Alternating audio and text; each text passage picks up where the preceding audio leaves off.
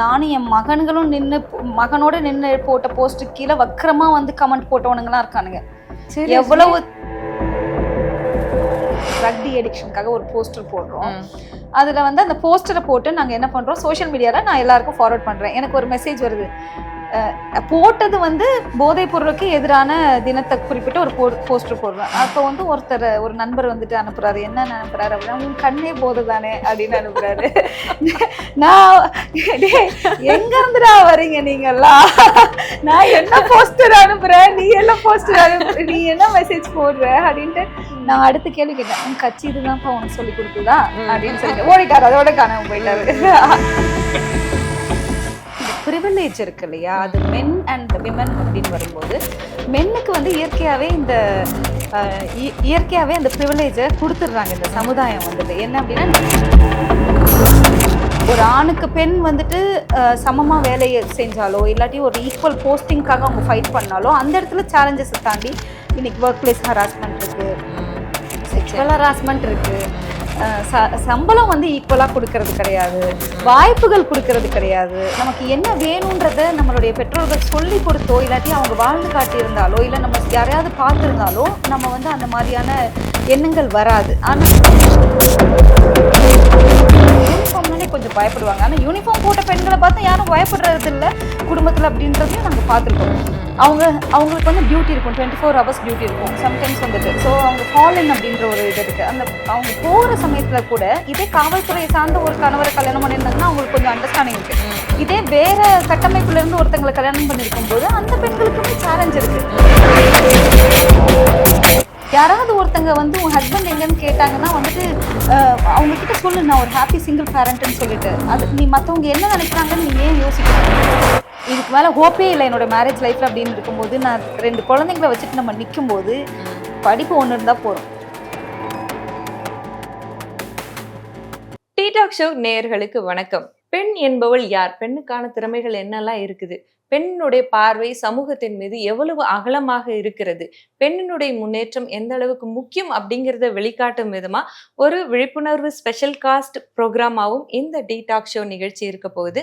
அதுக்கு காரணம் என்ன அப்படின்னா, நாம சந்திக்கவிருக்கிற நம்ம டீ டாக் ஷோக்கு வந்திருக்கக்கூடிய ஸ்பெஷல் சீஃப் கெஸ்டான திருமதி கல்யாணந்தி அவர்கள் தான். இவங்களை பத்தி சொல்லணும் அப்படின்னா, இவங்க ஒரு சமூக செயற்பாட்டாளர், கல்வியாளர், மனநல ஆலோசகர், தமிழ்நாடு கைம்பெண்கள் மற்றும் ஆதரவற்ற பெண்கள் நல வாரியத்தை சேர்ந்தவர்கள் மற்றும் ப்ராஜெக்ட் ஃபியூச்சர் இந்தியா அப்படிங்கிற ஒரு தொண்டு நிறுவனத்தையும் தொடர்ச்சியா சக்சஸ்ஃபுல்லான அளவுல நடத்திட்டு வராங்க. அத்தகைய அருமை பெருமைக்கும் உரிய திருமதி கல்யாணந்தி அவர்களை சந்திக்கிறதுல டீ டாக் ஷோ உண்மையிலேயே பெருமிதம் கொள்கிறது. நிச்சயமா உங்களுக்கும் இந்த டீ டாக் ஷோ பார்க்கும் பொழுது மன மகிழ்ச்சியா இருக்கும், குறிப்பா பெண்களுக்கு.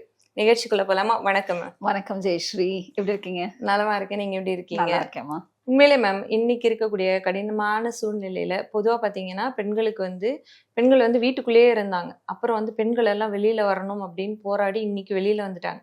ஆனா இன்றைக்கு வெளியில வந்த பெண்கள் வருத்தப்படக்கூடிய ஒரு மிகப்பெரிய விஷயமா நான் பாக்குறது, இது வந்து அடிஷ்னல் பேர்டனா ஆட் ஆயிடுச்சு. ஏன்னா வீட்டு வேலை செய்யறதுக்கே நேரம் பத்தாது, இப்போ கூடுதல் பணிச்சுமையா ஆயிடுச்சு அப்படிங்கிற ஒரு போக்கு இருக்கு. இதனாலே பெண்கள் வந்து பலவிதமான டிப்ரெஷனுக்கும் ஆளாகிறாங்க. இது அடிஷ்னல். பட் ஸ்டில் இன்னைக்கு வந்து 2 பேரும் சம்பாதிக்கிறது அப்படிங்கிறது மிக முக்கிய தேவையாகவும் இருக்கு, பொருளாதார சூழ்நிலையை கருத்துல கொண்டு.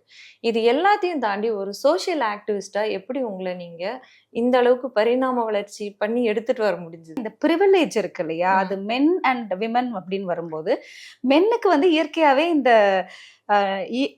அந்த ப்ரிவிலேஜை கொடுத்துடுறாங்க இந்த சமுதாயம் வந்துட்டு. என்ன அப்படின்னா, நீ வேலைக்கு மட்டும் போயிட்டு வந்தா போறோம் அப்படின்னு. அப்ப ஒரு பெண் வந்து வேலைக்கு வரணும். நம்ம வந்து இன்னும் வந்து ரேஸ்ல தான் இருக்கோம் அப்படின்னு நான் நம்புறேன். நம்ம அடிக்கடி திரும்ப சொல்லணும்னு நினைக்கிற ஒரு விஷயமும் என்னன்னா, we are still in the race. நம்ம வந்து இன்னும் வந்து கம்பீட் பண்ணி ஓடிக்கிட்டே தான் இருக்கிறோம் வந்து. ஸோ அப்படி இருக்கும்போது ஒரு பெண் வந்து ஒரு குடும்ப தலைவியா இருக்கிறவங்களோ இல்லாட்டி வந்து குறிப்பா குடும்ப தலைவிகள், அதுவும் வந்து திருமணத்துக்கு அப்புறம் அவங்க வேலைக்கு போறாங்க அப்படின்னா, அவங்களுடைய ஃபினான்ஷியல் இண்டிபெண்டன்ஸ்க்காக அவங்க வேலைக்கு வராங்கன்றதை தாண்டி அவங்களுக்கு வந்து சம்டைம்ஸ் வந்து அந்த ரெஸ்பான்சிபிலிட்டி இருக்கும், ஃபினான்ஷியல் ரெஸ்பான்சிபிலிட்டி. அவங்களுடைய பொருளாதாரம் அந்த குடும்பத்துடைய வளர்ச்சிக்கு ரொம்ப முக்கியமான ஒரு பங்கு வகிக்கும், தேவையை வகிக்கும். ஆனா அந்த வேலையை வந்துட்டு ஈக்குவல் ஷேரிங் அப்படின்றது, நம்ம ஈக்குவாலிட்டி எம்பவர்மெண்ட், ரைட்ஸ் அப்படின்னு பேசுறோம். ஆனா இந்த ரைட்ஸை வந்துட்டு ஈக்குவல் ரைட்ஸை பத்தி நம்ம வந்து சில எக்ஸெப்ஷன்ஸை வச்சுட்டு நம்ம பேசக்கூடாது இல்லையா? அந்த எக்ஸெப்ஷன்ஸ்ல வந்து மென்னுக்கு வந்து பாத்தீங்கன்னா வீட்டு வேலைகள் செய்யறதுக்கோ இல்லாட்டி வந்து பாத்தீங்கன்னா அவங்க வந்து அந்த குடும்ப பொறுப்புல especially grooming of the children அது ஃபுல் அண்ட் ஃபுல் வந்து அந்த தாயுடைய தலையில தான் வந்துட்டு விடுது. இது வந்து நம்ம வந்து சுமையா நினைக்கிறது கிடையாது. பெண்கள் வந்துட்டு குழந்தைகளை பெத்தெடுக்கிறதையும் அதே மாதிரி அந்த குழந்தைகளை வளர்த்தெடுக்கிறதையும் ஒரு சுமையா நினைக்கிறது கிடையாது. அவங்க அதை விரும்பி செஞ்சாலும் பட் சம்டைம்ஸ் ரொம்ப டயர்டா இருக்கும்போது இவங்களுக்கு ஒரு கிளாஸ் தண்ணி எடுத்து கொடுக்கறது கூட ஆள் இருக்க மாட்டாங்க. அதுவும் ஆண் குழந்தைகளை வளர்க்கும் போது நம்ம அந்த கட்டமைப்புல இருக்கோம் இல்லையா? ஒரு மதரா வந்து ரொம்ப கேர்ஃபுல்லா அவங்கள வளர்க்கணும். என்னுடைய பிள்ளைகளை வந்து நான் ட்ரெயின் பண்ணிருக்கேன். இப்ப என்னுடைய வீட்டுல வந்து என்னுடைய இணையரோ இல்லாட்டி வந்து பாத்தீங்கன்னா என்னுடைய பிள்ளைகளோ வந்து பாத்தீங்கன்னா ஈக்குவலா ஷேர் பண்ணிக்கிறாங்க ஒர்க்க. அதனாலதான் என்னால வந்துட்டு வெளியில வர முடியுது அப்படின்னு நான் நம்புறேன். பட் எனக்குமே வந்து பிகினிங்ல வந்து அந்த சேலஞ்சஸ் இருந்துச்சு. ஆனா நான் குழந்தைகளை வந்துட்டு வளர்க்கும் போதே ரொம்ப கேர்ஃபுல்லா வந்து அவங்களை ட்ரெயின் பண்ணணும்னு சொல்லுவாங்க இல்லையா? அந்த மாதிரி நான் ட்ரெயின் பண்ண ஆரம்பிச்சேன். ஸோ நான் ஒரு சில விஷயத்த பண்றதெல்லாம் பார்த்து என்னுடைய சின்ன பையன்லாம் அவனே ஆட்டோமேட்டிக்கா வீட்டு வேலை செய்ய ஆரம்பிச்சிட்டான். அவன் அதை விரும்பி செய்ய ஆரம்பிச்சான். ஸோ ஒரு சம்டைம்ஸ் இப்பெல்லாம் வந்து பாத்தீங்கன்னா இப்ப அவனுக்கு ஒரு 13 வயசு அப்படின்னா ஒரு பிரேக்ஃபாஸ்ட் செய்யறதுக்கு கூட வந்துட்டு நான் சம்டைம்ஸ் தூங்கிட்டேன் அப்படின்னா அவன் எனக்கு கொண்டு வந்து பிரேக்ஃபாஸ்ட் கொடுக்குறான். ஸோ அந்த மாதிரி ஷேர் பண்ணி பண்ணணும் அப்படின்ற அந்த உரிமைகள் அப்படின்றது இருக்கு இல்லையா? அதுவும் குறிப்பா வந்துட்டு பாத்தீங்கன்னா ஆணுக்கு பெண் சமம் அப்படின்றது ஒவ்வொரு வீட்டுல இருந்தும் ஆரம்பிக்கணும். சோ அந்த அப்ப ஒரு தாயா வந்து அவன் எப்படி பாக்குறான்? ஒரு தாயும் ஒரு பெண் தான் சரியா? என் மகன் எப்படி பாக்குறான், என்னுடைய இணையர் எப்படி பாக்குறாரு தன்னுடைய மனைவி அப்படின்றது ரொம்ப ரொம்ப முக்கியம். இதுல இன்னொரு விஷயம் என்னன்னா குடும்ப கட்டமைப்புகள்ல வெவ்வேறு குடும்ப கட்டமைப்புக்குள்ள இருக்கக்கூடிய 2 பேர் தான் திருமணத்துக்குள்ள வருவாங்க. சோ அவங்க வீட்டுல வந்து அவங்க வளர்க்கப்பட்ட விதம் வேறையா இருந்தாலும் எங்களுடைய வீடுன்னு வரும்போது அந்த இடத்துல வந்துட்டு ஈக்குவாலிட்டி இருக்கு. சோ அதை வந்து உறுதி செய்யறதுக்கு நானுமே ஒரு முக்கியமான காரணம். அண்ட் வந்து அவங்களுமே அதை புரிஞ்சுக்கிறாங்க. நான் வந்து என்னால முடியலன்னு சொல்ல ஆரம்பிச்சேன். பட் ஒரு காலத்துல அதை சொன்னது கிடையாது. எல்லா வீட்டுல மாப் பண்றதுல இருந்து துணியை மடிச்சு வைக்கிறதுல இருந்து பாத்திரம் தைக்கிறதுல இருந்து எல்லாத்தையும் நம்ம செய்யணும்ன்ற நெசசிட்டி இல்ல. அது அவங்களுக்கும் பகிர்ந்து கொடுப்போமே, அது செஞ்ச தப்பு என்ன இருக்கு? சோ அது ரொம்ப ரொம்ப இம்பார்ட்டன்ட். அதனாலதான் அந்த பணி சுமை அவங்க ஆல்ரெடி எக்ஸாஸ்ட் ஆயிடுவாங்க பாருங்க. வீட்டு வேலை செஞ்சுட்டு வேலைக்கு வரும்போது அவங்களுடைய எனர்ஜி மொத்தமா ட்ரெயின் ஆகிருக்கும். அங்க இன்னொரு அட்மாஸ்பியர் அவங்க ஃபேஸ் பண்ண போறாங்க. அங்க ஒர்க்ல வந்துட்டு அவங்களுக்கு என்னென்ன மாதிரியான சேலஞ்சஸ் இருக்கு அப்படின்றது நம்ம சொல்லவே முடியாது. இன்னைக்கு பெண்கள் வேலைக்கு வந்துட்டாங்கன்னா ரொம்ப சுமூகமா வேலை செய்யறாங்களா? இல்லையே. ஒரு ஆணுக்கு பெண் வந்துட்டு சமமா வேலையை செஞ்சாலோ இல்லாட்டி ஒரு ஈக்குவல் போஸ்டிங்காக அவங்க ஃபைட் பண்ணாலோ அந்த இடத்துல சேலஞ்சஸ் தாண்டி இன்னைக்கு ஒர்க் பிளேஸ் ஹராஸ்மெண்ட் இருக்கு, செக்ஷுவல் ஹராஸ்மெண்ட் இருக்கு, சம்பளம் வந்து ஈக்குவலா கொடுக்கறது கிடையாது, வாய்ப்புகள் கொடுக்கறது கிடையாது. இப்ப நம்ம தியரிட்டிக்கலா சில விஷயத்த வந்து இப்ப நான் ஒரு சமூக செயற்பாட்டாளர், நான் சமூகத்துக்கு போயிட்டு சில அட்வைஸ சொல்றதை தாண்டி சஜஷன்ஸ சொல்றதை தாண்டி நான் என்னவா இருக்கேன் அப்படின்றது ரொம்ப முக்கியம். சோ நானா இருந்தா மட்டும்தான் அது காலத்துக்கும் நிலைச்சு நிற்கும். பட் ஒரு காலத்துல நானாவே இருந்தது கிடையாது சரியா? நம்ம ஒருத்தங்களுக்காக மாத்திக்க முற்பட போதோ இல்ல ஒரு கட்டமைப்புக்குள்ள வந்துட்டு பாத்தீங்கன்னா நம்மளை புகுத்தி இதுதான் நம்மளுடைய ஐடென்டிட்டின்னு ப்ரூவ் பண்ண நினைக்கும் போது அது ஃபெயிலியரா தான் போய் முடியும். குறிப்பா வந்து திருமணத்துக்கு நம்மளுடைய சிஸ்டமும் சரி, நம்ம நானும் சின்ன பிள்ளைல இருந்து வளர்ந்து வரும்போது நல்லா படிப்பேன். எங்களுக்கு வந்து எங்க வீட்டுல இருக்கவங்க எல்லாம் ரொம்ப ஃபார்வர்டா திங்க் பண்றவங்க தான். பட் இருந்தாலும் வந்து என்னன்னா எல்லா பெண்களுக்கும் மத்தியிலயும் வந்துட்டு பாத்தீங்கன்னா மனசுலயுமே ஒரு எண்ணம் இருக்கும். அது என்ன அப்படின்னா திருமணத்தை நோக்கிய ஒரு பயணத்தை வந்துட்டு நம்ம ஆழமா எங்கேயோ ஒரு இடத்துல வச்சிருப்போம் அப்படின்னு நான் நினைக்கிறேன். லைஃப் செட்டில் அப்படின்னா மேரேஜ். குறிப்பா நம்மளுடைய காலகட்டத்துல இப்ப இருக்க ஜென்சிஸை விட்டுடுவோம். பட் வந்து பாத்தீங்கன்னா இல்லையா திருமணம் தான் செட்டில்மெண்ட் அப்படின்னு சொல்லிட்டு நமக்கு வரக்கூடிய கணவர் எப்படி இருப்பாரு, நம்ம வந்து அவர் நம்மளை எப்படி பார்த்துப்பாரு, அவர் எப்படிப்பட்டவரா இருப்பாருன்னு. ஆனா நாம எப்படி இருக்க போறோம் நம்ம யோசிச்சிருப்போமா அப்படின்னா, எப்படி படிச்சிருந்தாலும் எப்படி வேலைக்கு போனாலும் நீ கல்யாணம் பண்ணிட்டு வீட்டுக்கு போற, அங்க வந்து பாத்தீங்கன்னா கணவரை எப்படி பாத்துக்க போறோம், கணவர் குடும்பத்தை எப்படி பாத்துக்க போறோம்ன்ற ஒரு மைண்ட் செட்டோட தான் நம்ம டிராவலே பண்றோம். அந்த மாதிரிதான் சிலபஸே கட்டமைக்கப்பட்டிருக்கு. ஆனா நான் என்ன நினைக்கிறேன் அப்படின்னா, நீங்க சொன்னீங்க இல்லையா அந்த நம்ம என்வாயர்மெண்டல் ஃபேக்டர்ஸ்ன்னு சொல்றது இல்லையா, நம்ம எந்த மாதிரியான ஒரு கட்டமைப்புல வளர்றோம் அப்படின்றது ரொம்ப முக்கியம். நம்ம எப்படி வலுவூட்டப்பட்டிருக்கோம் அப்படின்றது ரொம்ப முக்கியம். நமக்கு என்ன வேணும்ன்றத நம்மளுடைய பெற்றோர்கள் சொல்லி கொடுத்தோ இல்லாட்டி அவங்க வாழ்ந்து காட்டியிருந்தாலோ இல்ல நம்ம யாரையாவது பார்த்திருந்தாலோ நம்ம வந்து அந்த மாதிரியான எண்ணங்கள் வராது. ஆனா நம்மளுடைய ரைட்ஸ்க்காக அட்லீஸ்ட் கொஞ்சம் வாய்ஸ் அவுட் பண்ணுவோம். இங்க படிக்கிறத பத்தி நம்ம பேசுறோம் சரியா. சோ நம்ம வந்து பயங்கரமா நம்ம வந்து இன்னைக்கு படிப்புல வந்து பாத்தீங்கன்னா தமிழ்நாடு தான் வந்துட்டு இருக்கிறதுலயே ஹையஸ்ட் காஸ் என்ரோல்மெண்ட் ரேஷியோவோட இன்னைக்கு நிறைய நம்ம அடுத்த மாநிலங்களுக்கு நிச்சயமா. எல்லா மாநிலங்களுக்கும் முன்னோடியா இருக்கும். ம்.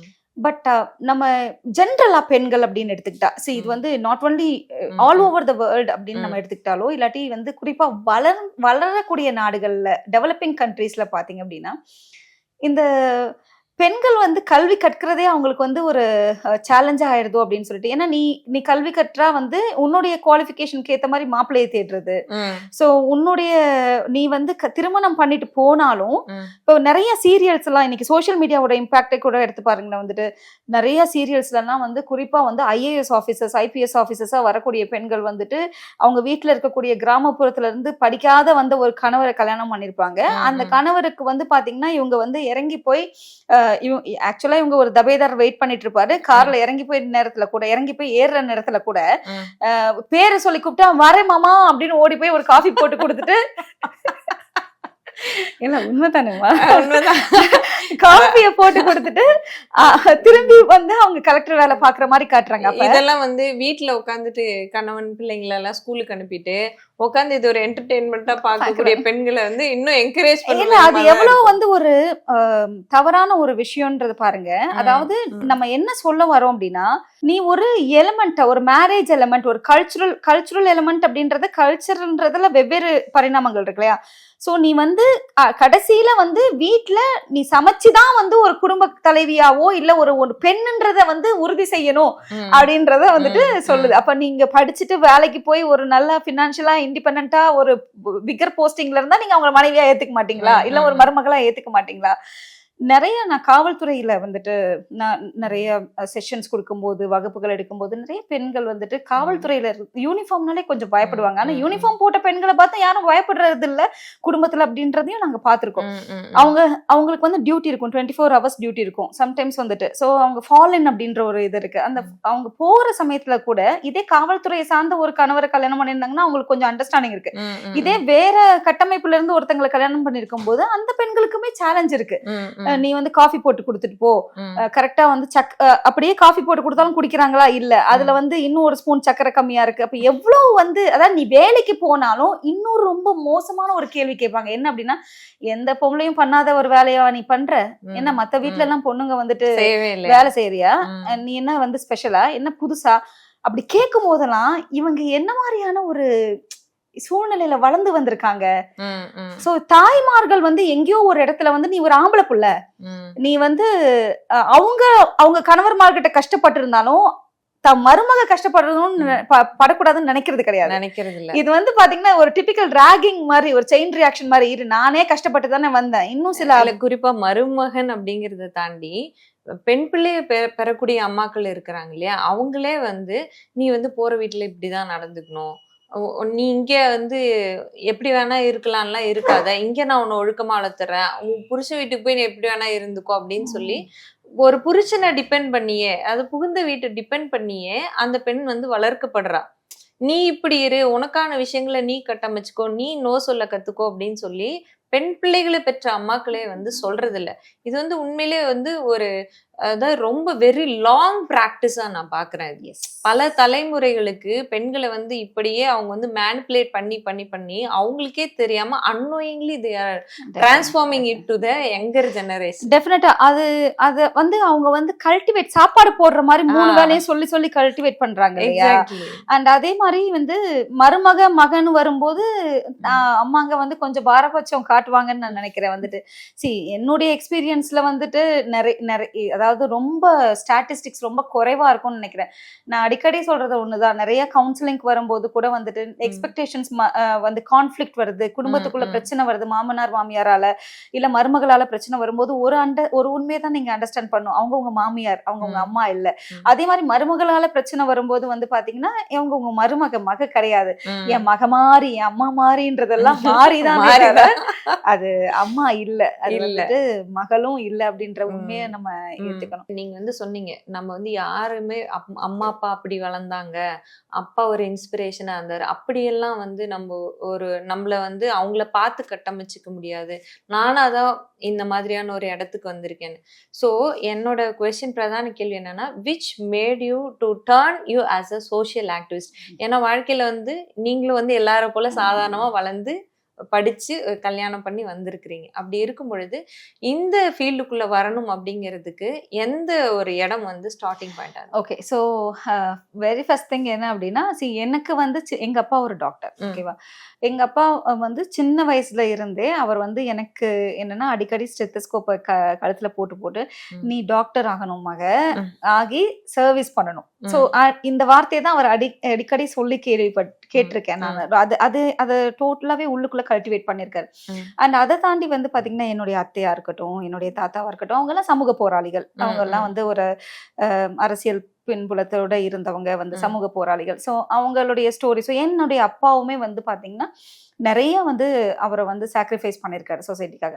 ஸோ எங்கேயோ ஒரு இடத்துல நான் எங்க அப்பா வந்து எங்களுடைய குடும்பத்தை விட்டுட்டு அவர் சேவை பண்ண போகும்போது எங்க அம்மா தான் எங்களை வந்துட்டு தோல்ல நிறுத்தி, அவங்க குடும்பத்தை தோல்ல நிறுத்தி அவங்க வந்து தனி ஒரு பெண்ணா நின்று வந்துட்டு அவங்க எங்களை வளர்த்தாங்க. அப்படி வளர்க்கும் போது எங்களுக்கு என்ன ஆச்சு அப்படின்னா, குறிப்பா எனக்கு வந்துட்டு கஷ்டத்துல நம்ம சில சமயத்துல வளரும் போது கூட நம்ம வந்து எனக்கு என்ன சுத்தி வந்து ஒரு சப்போர்ட் சிஸ்டம் இருந்துச்சு. நான் நல்லா படிப்பேன், எப்பவுமே வந்து ஒரு ரேங்க் ஹோல்டர். ஸோ அதனால என்னவோ தெரியல, ஸ்கூல்ல வந்து எனக்கு பயங்கரமான சப்போர்ட் என்னோட டீச்சர்ஸ் எல்லாம். ஸோ டீச்சர்ஸ் எல்லாம் வந்து எனக்கு சில சமயம் சாப்பாடு கட்டிட்டு வருவாங்க. நான் நிறைய டீச்சர்ஸ் அம்மான்னு கூப்பிட்டுருக்கேன் வந்துட்டு. ஸோ அவங்க எல்லாம் எனக்கு காலேஜ் ஃபீஸ் கட்டும் போது கூட வந்து பாத்தீங்கன்னா ஃபண்ட் ரைஸ் பண்ணி கட்டியிருக்காங்க வந்துட்டு. அதெல்லாம் ஒரு ஃப்ரீ சீட் தான் எனக்கு. SRMல நான் ஃப்ரீயா தான் படிச்சேன் வந்து, bachelor of pharmacy scholarship student. அந்த 5000 ரூபாய் வந்து ஒரு ஃபீஸ் கட்டுவோம் இல்லையா வந்துட்டு, ஃபர்ஸ்ட் வந்துட்டு கவுன்சிலிங் போறதுக்கு முன்னாடி. ஸோ அது கூட எனக்கு வந்து என்னுடைய கெமிஸ்ட்ரி வாத்தியார் வந்து ஃபண்ட் ரைஸ் பண்ணி கட்டினாரு. சோ அப்ப எனக்கு என்ன சொல்லி கொடுத்துட்டாங்கன்னா, என்ன சுத்தி இருக்கவங்க எல்லாம், நீ ஒரு விஷயத்த சரியா பண்ணும்போது உனக்கு சமுதாயம் சுத்தி நிக்கும், சரியா? சோ உன்னை வந்து யாரும் விட்டுற மாட்டாங்க. அண்ட் அதே மாதிரி எனக்கு எவ்வளவு வறுமை இருந்து நான் வளரும் போதும் பல நாள் நானுமே சாப்பிடாம இருந்திருக்கேன். காலேஜ்ல எல்லாம் வந்துட்டு ஒரு பெரிய காலேஜ்ல படிக்கிறேன், ஆனா வெளில தெரியாது வந்துட்டு. அப்படி இருக்கும்போது எனக்கு நம்ம வந்து ஒரு நிலைக்கு வந்ததுக்கு அப்புறம் நம்ம திருப்பி எதையா கொடுக்கணும், எனக்கு திருப்பி கொடுக்கணும்ன்றது ஆழமா மனசுல இருந்துகிட்டே இருந்தது.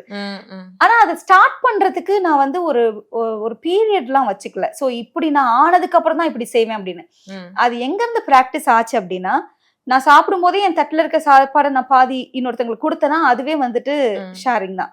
சோ அதுக்கு நான் ஒரு கட்டமைப்புக்குள்ள போயிட்டு தான் செய்யணும்ன்றது கிடையாது. எனக்கு பல சேலஞ்சஸ் என் லைஃப்ல இருக்கும் போதே நான் வந்து சர்வீஸ்ல இருந்தேன். அந்த சர்வீஸ் வந்து என்னை இன்னும் பலப்படுத்துச்சு, என்ன ஊக்கப்படுத்துச்சு. எனக்கு ஒரு தன்னம்பிக்கை கொடுத்தது. நான் ஒரு மோசமான நிலைமையில இருக்கும்போது நான் இன்னொருத்தங்களுக்கு கொடுக்கும் போது நான் பெட்டரா தானே இருக்கேன், சரியா? அப்ப என்கிட்ட ஏதோ ஒண்ணு இருக்குல்ல, மனம் இருக்கு அப்படின்னு. மனதை தாண்டி என்கிட்ட கல்வியும் இருந்துச்சு, சரியா? என்னுடைய எஜுகேஷன் நான் ஏன் இன்னைக்கும் வந்து குறிப்பா பெண் கல்வி ரொம்ப ரொம்ப முக்கியம் அப்படின்றத நம்ம வந்து தட்டி பறைசாற்றி சொல்லிக்கிட்டே இருக்கணும் வந்துட்டு. நிறைய இடங்கள்ல நீங்க அம்பேத்கர் அனோட்டேட் பண்ணி இந்த விஷயங்களை சொல்லி இருக்கிறீங்க. ஆமா, I measure the progress of the community by the progress which women have made. பெண்களின் வளர்ச்சியே சமுதாயத்தின் வளர்ச்சி. அது ரொம்ப ரொம்ப இம்பார்ட்டன்ட். அந்த பெண்களின் வளர்ச்சி சமுதாயத்தின் வளர்ச்சி அப்படின்றத தாண்டி வந்து சிந்தனை இருக்குல்ல, அது எப்ப தெளிவா இருக்கும் அப்படின்னா, நம்ம கல்வி கற்கும் போதும் நம்மளுடைய எக்ஸ்பீரியன்ஸ், நம்ம எந்த மாதிரியான பாப்புலேஷனோட அசோசியேட் பண்ணி ஒர்க் பண்றோம் அப்படின்றது நம்மளுடைய சிந்தனை மாற்றம் கொண்டு வரும் அப்படின்னு நினைக்கிறேன். நம்ம கேள்வி கேட்க ஆரம்பிப்போம், யோசிக்க ஆரம்பிப்போம். ரொம்ப ஒரு மோசமான நிலைமையில நம்ம வந்து நிக்கும் போது கூட நம்மளால வந்து இதுக்கு மேல நான் நம்பி போன ஆண் வந்துட்டு பாத்தீங்கன்னா என்ன இதுக்கு மேல வந்து கூட்டிட்டு போறது கிடையாது, எனக்கு வந்து இன்னொரு இதுக்கு மேல ஹோப்பே இல்லை என்னோட மேரேஜ் லைஃப்ல அப்படின்னு இருக்கும்போது, நான் 2 குழந்தைங்களை வச்சுட்டு நம்ம நிக்கும் போது படிப்பு ஒண்ணு இருந்தா போறோம். படிப்பு இல்லாத ஒரு பெண்ணுக்கும் படிப்பு இருக்கிற பெண்ணுக்கும் வித்தியாசம் இருக்கு. படிப்பு இல்லாத பெண்கள், மேடம் என்கிட்ட ஒண்ணுமே இல்லைன்னு சொல்லுவாங்க, ஆனா படிப்பு இருக்க பெண்கள் நான் படிச்சிருக்கேன்னு தான் சொல்லுவாங்க. நிச்சயமா, சரியா? So it makes a greater difference. So ரொம்ப ரொம்ப இம்பார்ட்டன்ட். அதாவது சமுதாயத்துல வந்து ஒரு ஒரு தகப்பனா கொடுக்குற பாதுகாப்பை தாண்டி, ஒரு கணவன் அண்ணனா தம்பியா கொடுக்குற பாதுகாப்பை தாண்டி கல்வி அப்படிங்கிறது ரொம்ப முக்கியமான ஒரு விஷயம். அது கொடுக்கக்கூடிய ஒரு தன்னம்பிக்கையை இவங்க யாருமே கொடுத்துட முடியாது அப்படின்னு ஆக்சுவலா நமக்கான பாதுகாப்பு, ஆமா ஜெயஸ்ரீ, இப்ப இந்த பாதுகாப்பு, இந்த சுதந்திரம்லாம் நமக்கு ஒரு ஆண் தான் கொடுக்குறாங்கன்றது கிடையாது. ஆண்கள் கிட்ட இருந்தா தானே நம்மள பாதுகாத்துக்கிறோம். அது இல்ல, உண்மைதானே.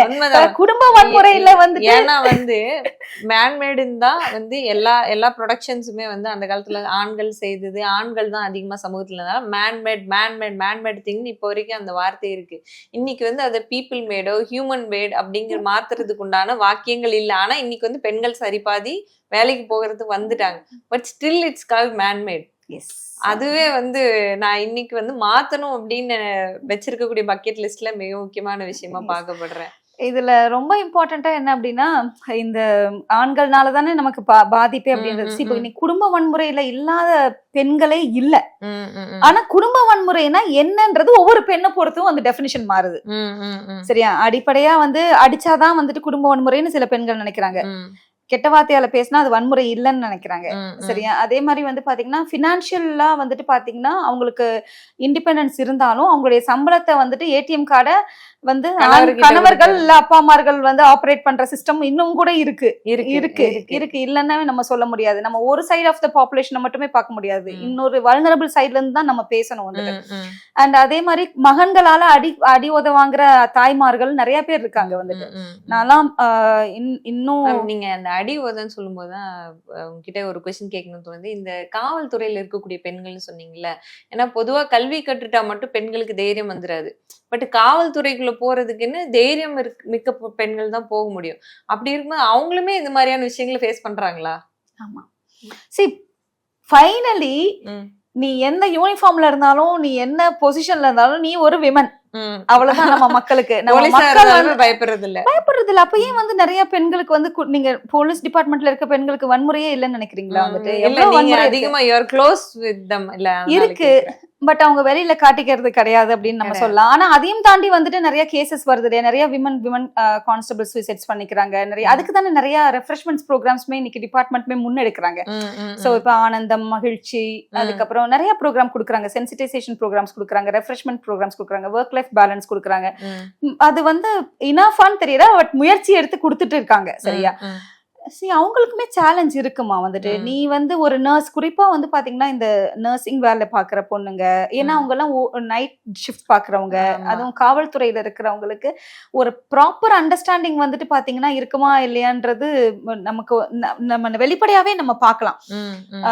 அதுலயும் வந்து பாத்தீங்கன்னா இந்த குழந்தை பெத்துக்கணும்ன்ற ஒரு ஜோன் இருக்கு இல்லையா?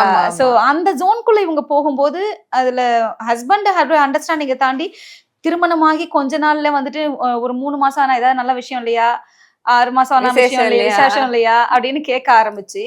ஸோ இவங்க இந்த நைட் ஷிஃப்ட்க்கு போகும்போது அவங்களுடைய ஒர்க் லைஃப் வந்துட்டு கண்டிப்பா அஃபெக்ட் ஆகும்போது அங்கேயுமே வன்முறை இருக்கு. வன்முறைன்றது வந்து பாத்தீங்கன்னா நீங்க ஒரு விமனை வந்து திருமணம் பண்ணிட்டு அவங்கள ஒரு பேபி மேக்கிங் மிஷினா பாக்குறதோ, இவங்க வந்து நீங்க எப்படி இருந்தா நீங்க ஒரு காவலாளியா இருந்தாலும் நீ வந்து என் வீட்டுக்கு ஒரு குடும்ப குத்து விளக்கு, நீ ஒரு குலவிளக்க பெத்து கொடுக்கணும் அப்படின்றது தானே வந்துட்டு இந்த சமுதாயம் சொல்லுது. ஸோ இதனால நிறைய பேர் இட்ஸ் குவைட் நேச்சுரல் மேம். கல்யாணம் ஆனா குழந்தை பெத்துக்கிறது குவைட் நேச்சுரல். பட் அது கட்டாயப்படுத்தப்படும் போது, சூழ்நிலையை புரிஞ்சிக்காம அது திணிக்கப்படும் போது அந்த இடத்துல அது வன்முறையா மாறுதுன்னு நான் நினைக்கிறேன். இதுக்கான ஸ்பேஸ் ஏன் வந்து குடும்பத்துல இருக்கக்கூடிய நபர்கள் கொடுக்கறது இல்ல? ஆண்கள் கிட்ட இருந்து என்ன மாதிரியான குற்றச்சாட்டுகளை காவல்துறையில இருக்கக்கூடிய பெண்கள் வைக்கிறாங்க? இல்ல ஜென்ரலா காவல்துறையில இப்ப நான் சொன்னேன் இல்லையா, காவல்துறையில இருக்க ஒரு பெண் கான்ஸ்டபிள் ஒரு காவல்துறையில இருக்க ஒரு கான்ஸ்டபிளையோ எஸ்ஐயோ திருமணம் பண்ணியிருந்தா அந்த இடத்துல ஒரு அண்டர்ஸ்டாண்டிங் இருக்கு. ஏன்னா வந்து அவங்களுக்கு அந்த ஆர்கனைசேஷனல் கல்ச்சர் தெரியுது. சரியா? சோ அந்த இடத்துல ஒரு அண்டர்ஸ்டாண்டிங் இருக்கு. சரியா?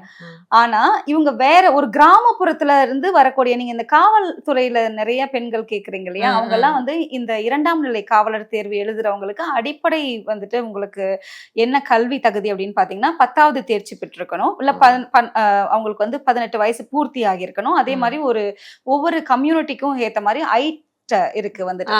சரியா? சோ அந்த அந்த கிரைட்டீரியாஸ் அவங்க ஃபுல்ஃபில் பண்ணணும். சோ ரிட்டன் எக்ஸாம்ல ஃபர்ஸ்ட் வந்துட்டு அவங்க கிளியர் பண்ணுவாங்க. அதுக்கப்புறம் வந்து பிசிக்கல் டெஸ்ட்க்கு போறாங்க.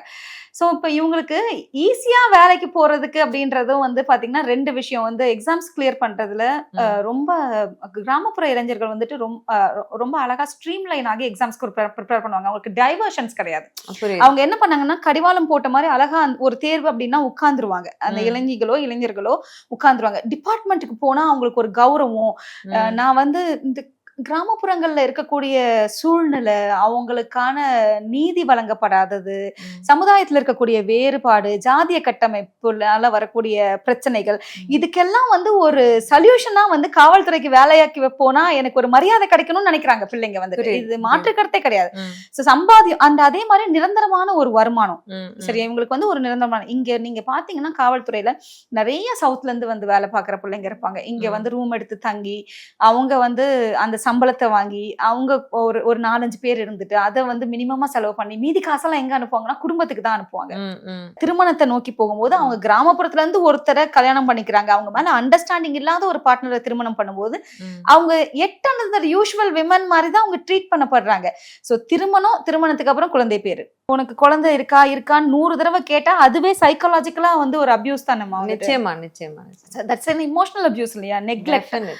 சில சமயம் வந்து பாத்தீங்கன்னா கண்டுக்கவே மாட்டாங்க திருமணம் பண்ணிட்டு. So neglect is a form of abuse. இதெல்லாம் வந்துட்டு பொண்ணுங்களுக்கு தெரியறது கிடையாது. நான் சொன்னேன் இல்லையா ஆரம்பத்துல, அதாவது ஒவ்வொரு பெண்ணுக்கும் இந்த டெஃபினிஷன் மாறுது. நான் அபியூஸ்ல இருக்கிறேன்ற டெஃபினிஷன் வந்துட்டு அவங்க பெண்ணுக்கும் வேற ஆமா அவங்க அதை எப்படி அண்டர்ஸ்டாண்ட் பண்ணிக்கிறாங்க அப்படின்றதுதான். சில பேர் இப்ப இருக்க சில டிவி ஷோஸ்ல எல்லாம் பாத்திருப்பீங்க வந்துட்டு எனக்கு குடிக்கிற புருஷன் தான் வேணும், என்ன அடிக்கிற புருஷன் தான் வேணும், இப்படி உட்கார்ந்து ஷோல சொன்ன பொண்ணுங்களா இருக்காங்க வந்துட்டு. இதெல்லாம் பார்க்கும்போது ரொம்ப அபரிவிதமா ஒரு சுயமரியாதையே இல்லாத ஒரு சமுதாயத்தை நோக்கி நம்ம இப்ப இருக்கக்கூடிய இளம் தலைமுறையினர் ஓடிட்டு இருக்காங்களோ அப்படின்னு தோணுது. இன்னொரு மிக முக்கியமா உங்ககிட்ட நான் நோட்டீஸ் பண்ண விஷயம், உங்க குழந்தைங்களோட பேருக்கு முன்னாடி உங்களுடைய பெயர் இருக்கு. ஆமா, பொதுவா வந்து எல்லாரும் வந்து தந்தையினுடைய பேரை வைப்பாங்க. இது வந்து நீங்க தான் முதல் பெண்ணா இல்ல இது மாதிரி யாராவது செஞ்சிருக்காங்களா? which made you to do this? இதுல வந்து இதுக்கு வந்து ஒரு பின்னணி இருக்கு. என்ன அப்படின்னா வந்துட்டு நான் 2016ல நான் என்னுடைய ஃபர்ஸ்ட் மேரேஜ்ல இருந்து வெளியில வந்துட்டேன். சரியா? ஸோ அதுக்கு முன்னாடி வரைக்கும் வந்து பாத்தீங்கன்னா அவங்களுடைய பயாலஜிக்கல் கிராண்ட் ஃபாதருடைய பேரண்ட்டை தான் வந்து பேரை தான் வந்துட்டு அவங்களுடைய செகண்ட் நேமா இருந்துச்சு. ஸோ அதையுமே வந்துட்டு வலுக்கட்டாயமா வந்துட்டு இப்படி வைக்கணும்னு சொன்னது நான் தான். பட் 2016ல நான் வெளியில வந்துட்டேன். வந்ததுக்கு அப்புறம் நான் என் குழந்தைங்களை தனித்தாயா வளர்க்க ஆரம்பிச்சதுக்கு அப்புறம் எல்லா சேலஞ்சஸையுமே நானே தான் வந்துட்டு என்னுடைய குழந்தைகளுக்கான கல்வி, அதுக்கப்புறம் அவங்களுக்கான உணவு, உறைவிடம், அவங்க விளையாடணும்னு நினைச்ச ஃபுட்பால், அவங்களுடைய கனவு. ஏன்னா அந்த டைம் தான் வந்துட்டு பாத்தீங்கன்னா அவங்க ஸ்டார்ட் பண்ண டைம். 7 இயர்ஸ் 8, பெரியவனுக்கு 7 இயர்ஸ், சின்னவனுக்கு வந்து ஒரு 5 இயர்ஸ் 6 இயர்ஸ் கிட்ட இருக்கும் வந்துட்டு. சோ அப்ப அவங்க வெரி பிக் டெசிஷன் மேம். நீங்க அந்த குழந்தைங்க சின்ன வயசுல இருக்கும் பொழுது இப்படி ஒரு ஸ்ட்ராங்கான டெசிஷன் எடுக்கிறது ஒரு ஸ்ட்ராங்கான it did not happen in one day. It took me 8 years to come out of the life. நான் வந்து ஓடி போயிட்டு வந்து ஒரே நாள்ல அது வந்து ஒரு லவ் மேரேஜ். என்னோட ஃபர்ஸ்ட் மேரேஜ் வந்துட்டு ஸோ ஒரு 6 இயர்ஸ் ஆஃப் லவ், அதுக்கப்புறம் வந்து ஒரு 8 வருஷம் வந்துட்டு பாத்தீங்கன்னா அந்த லவ் மேரேஜ் பண்ணிட்டு போனோம் அப்படின்றதுக்காகவே விட்டே கொடுக்க கூடாது ஒரு மனுஷன் அப்படின்றதுக்காக ஆழமா எல்லா பெண்ணுக்குமே இருக்கும். என் பிள்ளைங்களுக்கு அப்பா வேணும் அப்படின்ற ஒரு எண்ணம். நான் திருமணம் பண்ணிட்டு போன குடும்பத்துடைய பேர் என்ன ஆகும் முதல்ல நம்மள யோசிக்கவே மாட்டோம். we don't prioritize ourselves. நான் காணாமே போயிட்டேன் வந்துட்டு. ஸோ நான் வந்து நான் ஃபர்ஸ்ட் மேரேஜ்ல போகும்போது வந்து பாத்தீங்கன்னா I was just holding bachelor of pharmacy. நான் வெளியில வரும்போது பேச்சுலர் ஆஃப் ஃபார்மசியோட மட்டும் தான் வந்தேன். அது ஒண்ணு போறோம் வந்துட்டு நான் எப்படி இருந்தேன் அப்படின்றது சொல்றதுக்கு.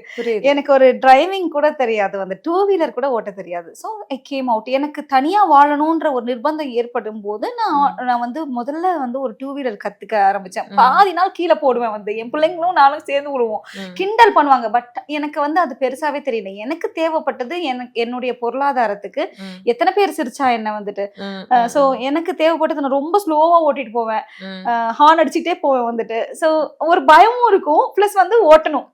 எனக்கு வந்து பாத்தீங்கன்னா அந்த 2 வீலர் நான் கத்துக்கிட்டு நான் ஓட்ட ஆரம்பிச்சேன் அப்படின்னா எனக்கு ஆட்டோ எக்ஸ்பென்ஸ் இருக்காது அப்படின்றது. சோ நான் படிச்சிருந்தனால நான் அப்பவே முன்னாடி ஃபர்ஸ்ட் மேரேஜ்ல இருக்கும் போதே நான் காம்படிட்டிவ் எக்ஸாம்ஸ் ட்ரெயின் பண்ண ஆரம்பிச்சிட்டேன். ஸோ 2012ல இருந்து நான் ட்ரெயின் பண்ணிட்டு தான் இருந்தேன் வந்துட்டு. குறிப்பா கிராமப்புற இளைஞர்களுக்கு நிறைய படிச்சு திருமணமாகி வந்தவங்களுக்குலாம் ஆசிரியர் தகுதி தேர்வுக்கு ட்ரெயின் பண்ணிருக்கேன். தமிழ்நாடு யூத் போலீஸ் போர்ஸ்க்கு ட்ரெயின் பண்ணிருக்கேன். SI police constables group 1 group 2 எல்லாருக்குமே ட்ரெயின் பண்ணிருக்கேன். சோ நான் வெளியில வரும்போது ஒன்னும் நான் பெருசா லாஸ் எனக்கு இல்ல. என்கிட்ட படிப்பு இருந்துச்சு, எக்ஸ்பீரியன்ஸும் இருந்துச்சு. சோ நான் ரொம்ப ஏர்லி ஏஜ்ல இருந்தே வந்துட்டு பாத்தீங்கன்னா நான் +2 படிக்கும் போது லா என்ட்ரன்ஸ் கிளாஸ் எடுத்திருக்கேன். சோ அப்ப எனக்கு வந்து ஒரு ஐயோ நான் ஒரு பெரிய என்ன சொல்றது, ஐயோ இதுக்கு மேல என்னுடைய வாழ்க்கையே முடிஞ்சு போச்சுன்னு நான் நினைக்கல. நான் வந்து புதுசா ஆரம்பிக்க போறேன்னு நினைச்சேன். Nothing is end. எனக்கு வந்து I had got a second chance. I have used that second chance in the best wise way. நான் அப்படிதான் சொல்றேன். நான் வந்து ரொம்ப வைஸா யூஸ் பண்ணிக்கிட்டேன். ஸோ என்னுடைய செகண்ட் லைஃப்பை வந்துட்டு நான் என்ஜாய் பண்ணிட்டு இருக்கேன். அண்ட் இதுல வந்துட்டு என்னுடைய குழந்தைகள், நீங்க பேர் காரணம் கேட்டீங்க இல்லையா, ஒரு ஸ்டேஜ்க்கு அப்புறம் என் பசங்களே சொல்ல ஆரம்பிச்சாங்க, அம்மா என் பேரை மாத்து அப்படின்னு சொல்லிட்டு. ஸோ அப்படி பேரை மாத்தும் போது என்னுடைய பேரை நான் போட்டுக்கிட்டேன் வந்துட்டு. அவ்வளவுதான். கெசட்ல போய் நான் சேஞ்ச் பண்ணேன். ஆதித்யா கல்யாணம் அம்மா பேர் போட்டா என்ன தப்பு இருக்கு அப்படின்றது அவங்களும் கேட்டுட்டே இருப்பாங்க வந்துட்டு. மாத்தி கொடு அப்படின்னு சொல்லி கேட்டதுனால நான் மாத்தி கொடுத்தேன். அண்ட் எல்லா இடத்துலயும் இன்னைக்குமே வந்து என்னுடைய பேரை, அவங்க பேருக்கு பின்னாடி என்னுடைய பேரை வந்துட்டு அவங்க போட்டுப்பாங்க. இதுதான் வந்துட்டு காரணம்.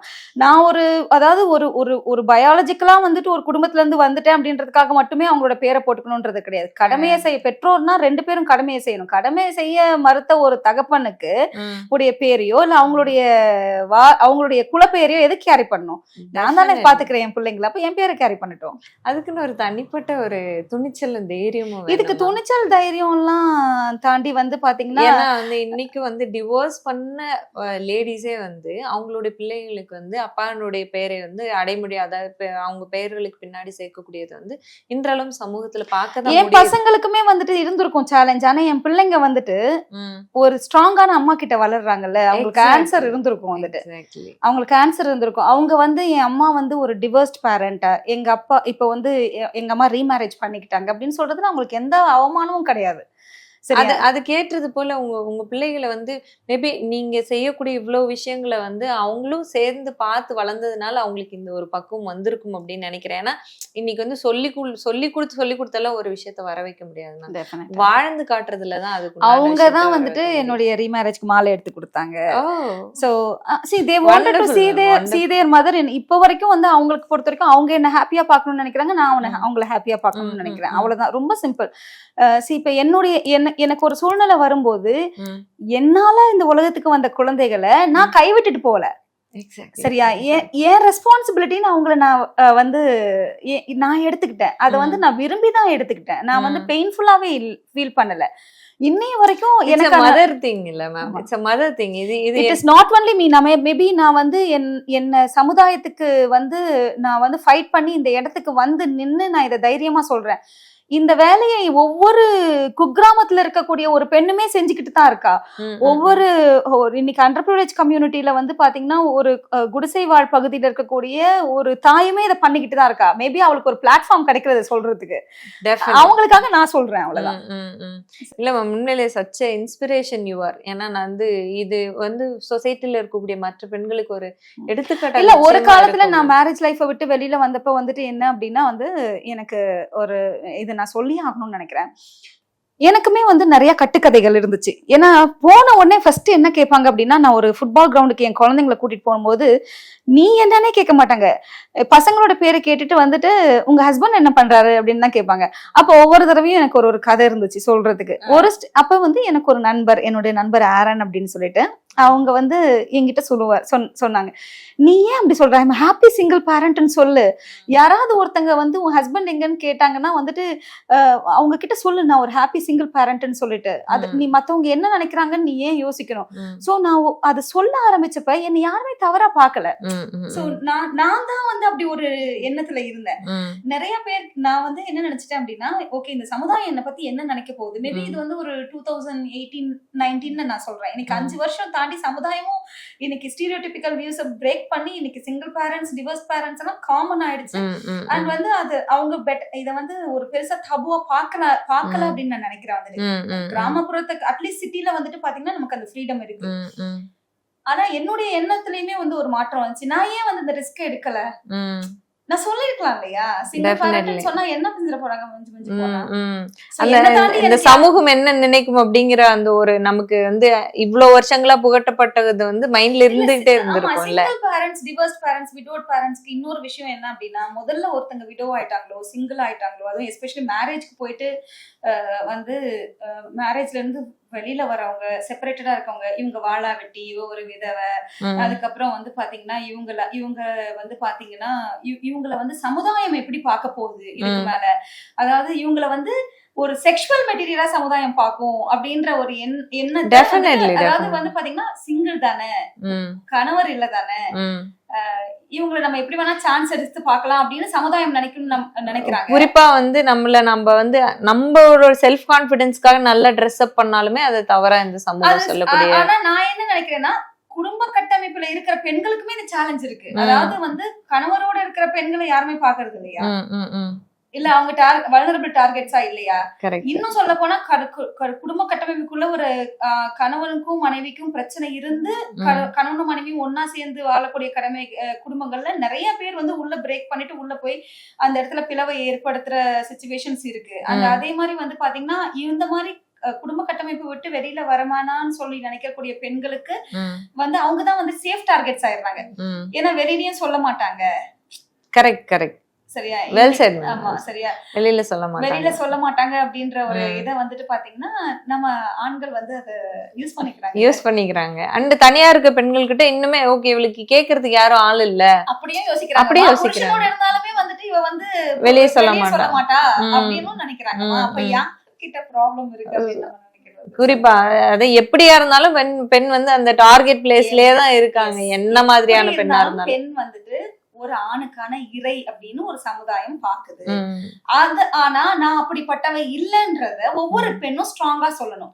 நான் இங்க வந்தது வந்து ஒரு செக்ஷுவல் மெட்டீரியல், இந்த உலகத்துல பிறந்தது வந்து செக்ஷுவல் மெட்டீரியலா இருக்கிறதுக்காக மட்டும் கிடையாது. அதை தாண்டி எனக்கு நிறைய வேலை இருக்கு, நிறைய நல்ல வேலை இருக்கு, நிறைய விஷயம் இருக்கு அப்படின்றத நம்ம தான் முதல் ஸ்ட்ராங்கா பிலீவ் பண்ணணும். Definitely ma'am. உண்மையில இதெல்லாம் நீங்க இவ்வளவு விஷயங்கள் சொல்லும் பொழுது இதெல்லாம் மிக முக்கிய தேவையா பாக்குறேன் இந்த சமுதாயத்துக்கு. ஏன்னா வந்து நான் வெளியில போனா என்ன ஆவேன், நீங்க யூ டோன்ட் பிலீவ் மேம். என்னோட தோழி ஒருத்தி வந்து ஷீஸ் அ டீச்சர். ஸ்கூல்ல படிக்கும் பொழுது அவளுக்கு வந்து நாங்களாம் தான் பயந்துகிட்டு இருப்போம் டீச்சர்ஸ்க்கு. அவ வந்து பயப்படவே மாட்டா. ஸ்கூல்லயே ரவுடின்னு பேர் வாங்கினவ அவ. அப்படி இருக்கக்கூடிய பெண் இன்னைக்கு வந்து என்கிட்ட ஃபோன் பண்ணி சொல்றா, நான் வந்து ஒரு டீச்சரா இருக்கிறதுல ப்ரௌட் பண்றேன், எல்லாம் பண்றேன். என்னோட புக் லான்ச்சுக்கு அவளை இன்வைட் பண்ணியிருந்தேன், நீ வா கிளம்பி வா அப்படின்னு சொல்லி. நான் டிக்கெட் கூட போடுறேன். இல்ல நான் இது வரைக்கும் தனியா பயணப்பட்டது இல்ல, அவ்வளவு தூரம் லாங் டிராவல் நான் எப்படி தனியா பண்றது. ஸோ படித்த ஒரு பட்டதாரி பெண் சமூகத்துல வந்து குழந்தைகளுக்கு அறிவூட்டக்கூடிய இடத்துல இருக்கக்கூடிய ஒரு பெண்ணுக்கே வந்து இந்த மாதிரியான ஒரு மனநிலை, ஒரு பயம் வந்து தன்னை அறியாம ஒரு ஆட்கொள்ளக்கூடிய ஒரு விஷயத்த வந்து பார்க்கவே எனக்கு உண்மையில ரொம்ப ஸ்ட்ரேஞ்சா ஃபீல் பண்ணேன் நான். அப்போ பெண்களுக்கு தன்னம்பிக்கை அப்படிங்கிறது வந்து எந்த இடத்துல உருவாகும், ஏன் அதை வந்து அவ உடைச்சிட்டு வர்றதுக்கு ஏன் இவ்வளவு பயப்படுறா, இந்த சமுதாய கட்டமைப்பு அவளை எந்த அளவுக்கு அப்ப வந்து அவளை அடிமைப்படுத்தி வச்சிருக்கு அப்படிங்கிறது தான் இன்றளவும் என்னால பார்க்க முடியுது. நான் சொன்னேன், ஒரு முறை தான் நீ பயப்படுவ, ஒரே ஒரு முறை நீ வெளியே வந்து பாரு, அதுக்கப்புறம் உனக்கு வந்து ரொம்ப ஈஸியா ஆயிடும் அது அப்படின்னு சொல்லிட்டு. இன்னும் வண்டி ஓட்ட தெரியாத பிள்ளைங்க இருக்காங்க. காரணம் என்னன்னா ஒரு அசிங்கப்படுறதுதான் சொசைட்டில. நான் இப்போ வண்டி ஓட்டி ரோட்ல விழுந்தா 4 பேர் பார்த்து சிரிப்பாங்களே, இந்த வயசுல வண்டி ஓட்ட கத்துக்கிறாளா அப்படின்னு நினைப்பாங்களே அப்படின்னு தான் நினைக்கிறாங்க. பட் எல்லாருக்குமே வந்து இங்க வந்து அடுத்தவன மாதிரி இருக்கணும்னு அவசியம் கிடையாது. எனக்கு தேவைன்னா நான் கத்துக்கிறேன். அந்த அளவுல நம்ம யோசிச்சா அது வந்து நமக்கு எல்லாமே சாத்தியப்படும் அப்படிங்கிறது வந்து நீங்க சொல்றதுல இருந்து என்னால புரிஞ்சுக்க முடியுது. நீங்க வந்து ஸ்டில் நீங்க படிச்சுட்டு இருக்கிறதாவும் சொன்னீங்க. எனக்கு வந்து செல்ஃப் டெவலப்மெண்ட்ல ரொம்ப நம்பிக்கை இருக்கு. நான் எப்போதுமே எங்க போனாலும் ஒரே ஒரு விஷயம் நான் சொல்லுவேன், நீங்க எவ்வளவு சம்பாதிச்சாலும் உங்களுடைய சேவிங்ஸ்ல வந்துட்டு இல்லாட்டி உங்களுடைய வருமானத்துல அட்லீஸ்ட் வருஷத்துக்கு ஒரு 10% உங்களை மேம்படுத்திக்கிறதுக்காக நீங்க பயன்படுத்திக்கலாம். ஏன்னா நம்மளே ஒரு ஸ்டேஜ்ல சேச்சுரேட் ஆயிடுவோம், நான் ஒரு பிஃபார்ம் தானே அப்படின்னு சொல்லிட்டு. 10 வருஷம் கழிச்சு நான் படிக்கும் போது சைக்காலஜி படிக்கணும்னு ஆசைப்பட்டேன். ஏன் அப்படின்னா எனக்கு என்ன ஸ்ட்ரென்த்தா இருந்துச்சு, ஐ ஹேட் மெனி ஆப்ஷன்ஸ். இது படிக்கலாமா, அது படிக்கலாமா, எம்பிஏ பண்ணலாமா, ஹெச்ஆர் போலாமா அப்படின்னு இருந்தானா என்னுடைய பலம் என்னன்னு நான் உட்காந்து யோசிச்சேன். ஸோ நான் வந்து மாணவர்களுக்கு பயிற்சி கொடுக்கும் போது என்னுடைய போட்டித் தேர்வு மாணவர்கள் எல்லாரையுமே நான் வந்து ஜெயிக்க வைக்க முடிஞ்சது. ஸோ அதுக்கு முக்கியமான விஷயம் என்ன அப்படின்னா உளவியலா அவங்களை நான் அப்ரோச் பண்ணதுதான். ஸோ அப்போ உளவியல்ல நான் ஸ்ட்ராங்கா இருக்கேன்னா என்னால ஈஸியா பீப்புளோட கனெக்ட் பண்ண முடியுதா, நான் அதையே என்னுடைய குவாலிஃபிகேஷனா மாத்திட்டு நான் வந்து அதை ஒரு எனக்கான இன்கம் சோர்ஸா மாத்திக்க கூடாது அப்படின்னு நான் யோசிச்சேன். ஸோ என்னையா நான் வந்து ரிசர்ச் பண்ண போறது இல்ல. நான் வந்து ஒரு பேச்சுலர் ஆஃப் ஃபார்மசி வச்சிருக்கேன். நான் வந்து ஹையஸ்டா ஸ்கோர் பண்ணேன். எனக்கு எல்லா ட்ரக்ஸும் மைண்ட்ல நின்னுது. பட் அதெல்லாம் காணாம போயிட போறது கிடையாது.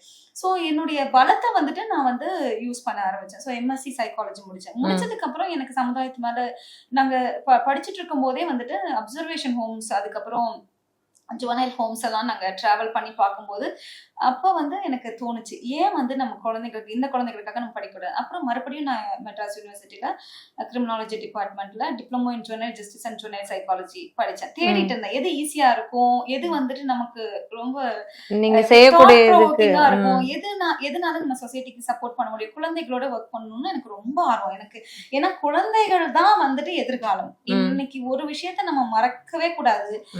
ஒரு குழந்தை வந்துட்டு குழந்தை பருவத்துல வலுவூட்டப்பட்டாங்க அப்படின்னா அவங்க வந்து அவங்களுடைய எதிர்காலம் அவங்க ஒரு அடல்ட்டா ரீஇன்ஃபோர்ஸ்ட் இண்டிவிஜுவலா இருப்பாங்க. எங்கெல்லாம் வந்து happy child is happy adult, ஏன்னா unhappy child is unhappy adult. இது வந்து பை எக்ஸ்பீரியன்ஸ் நான் சொல்றேன். சோ அதுக்கப்புறம் வந்து பொலிட்டிக்கல் சயின்ஸ், எனக்கு அரசியல் மேல ஆர்வம் இருந்தனால நான் பொலிட்டிக்கல் சயின்ஸ் படிக்க ஆரம்பிச்சேன். வந்து சோ இந்த மாதிரி ஒவ்வொரு வருஷமும் வந்து ஏதாவது நான் நிறைய ஆன்லைன் கோர்சஸ் பண்ணியிருக்கேன். NLPன்னு ஒரு நியூரோ லிங்குவிஸ்டிக் பிராக்டிஷனர் சொல்லிட்டு அது ஒரு கோர்ஸ் பண்ணேன். சோ இந்த மாதிரி நிறைய கோர்சஸ் பண்ணேன். எனக்கு தேவைப்பட்டது பப்ளிக்கோட ஒர்க் பண்றதுக்கும் சட்டங்கள், அதுவும் இப்ப நான் லா தான் படிக்கணும்ன்றது கிடையாது. பட் ஸ்டில் வந்துட்டு எனக்கு எல்லா சட்டமும் நல்லா தெரியும். எனக்கு அது போக்சோவா இருந்தாலும் சரி, ஜுவனைல் ஜஸ்டிஸ் ஆக்டா இருந்தாலும் சரி, இல்லாட்டி பாஷா இருந்தாலும் சரி. சோ நான் நிறைய அவேர்னஸ் பண்றேன். சோ என்ன முதல்ல வலுவூட்டிக்கிட்டு அதுக்கப்புறம் வந்துட்டு சமுதாயத்தையும் வலுவூட்ட முடியும், என்னால பெட்டரா செய்ய முடியும்னு நான் நம்புறேன். அதனால என்ன அப்கிரேட் பண்ணிக்கிறதுல நான் ரொம்ப இம்பார்ட்டன்டா ஃபோக்கஸ் பண்றேன்.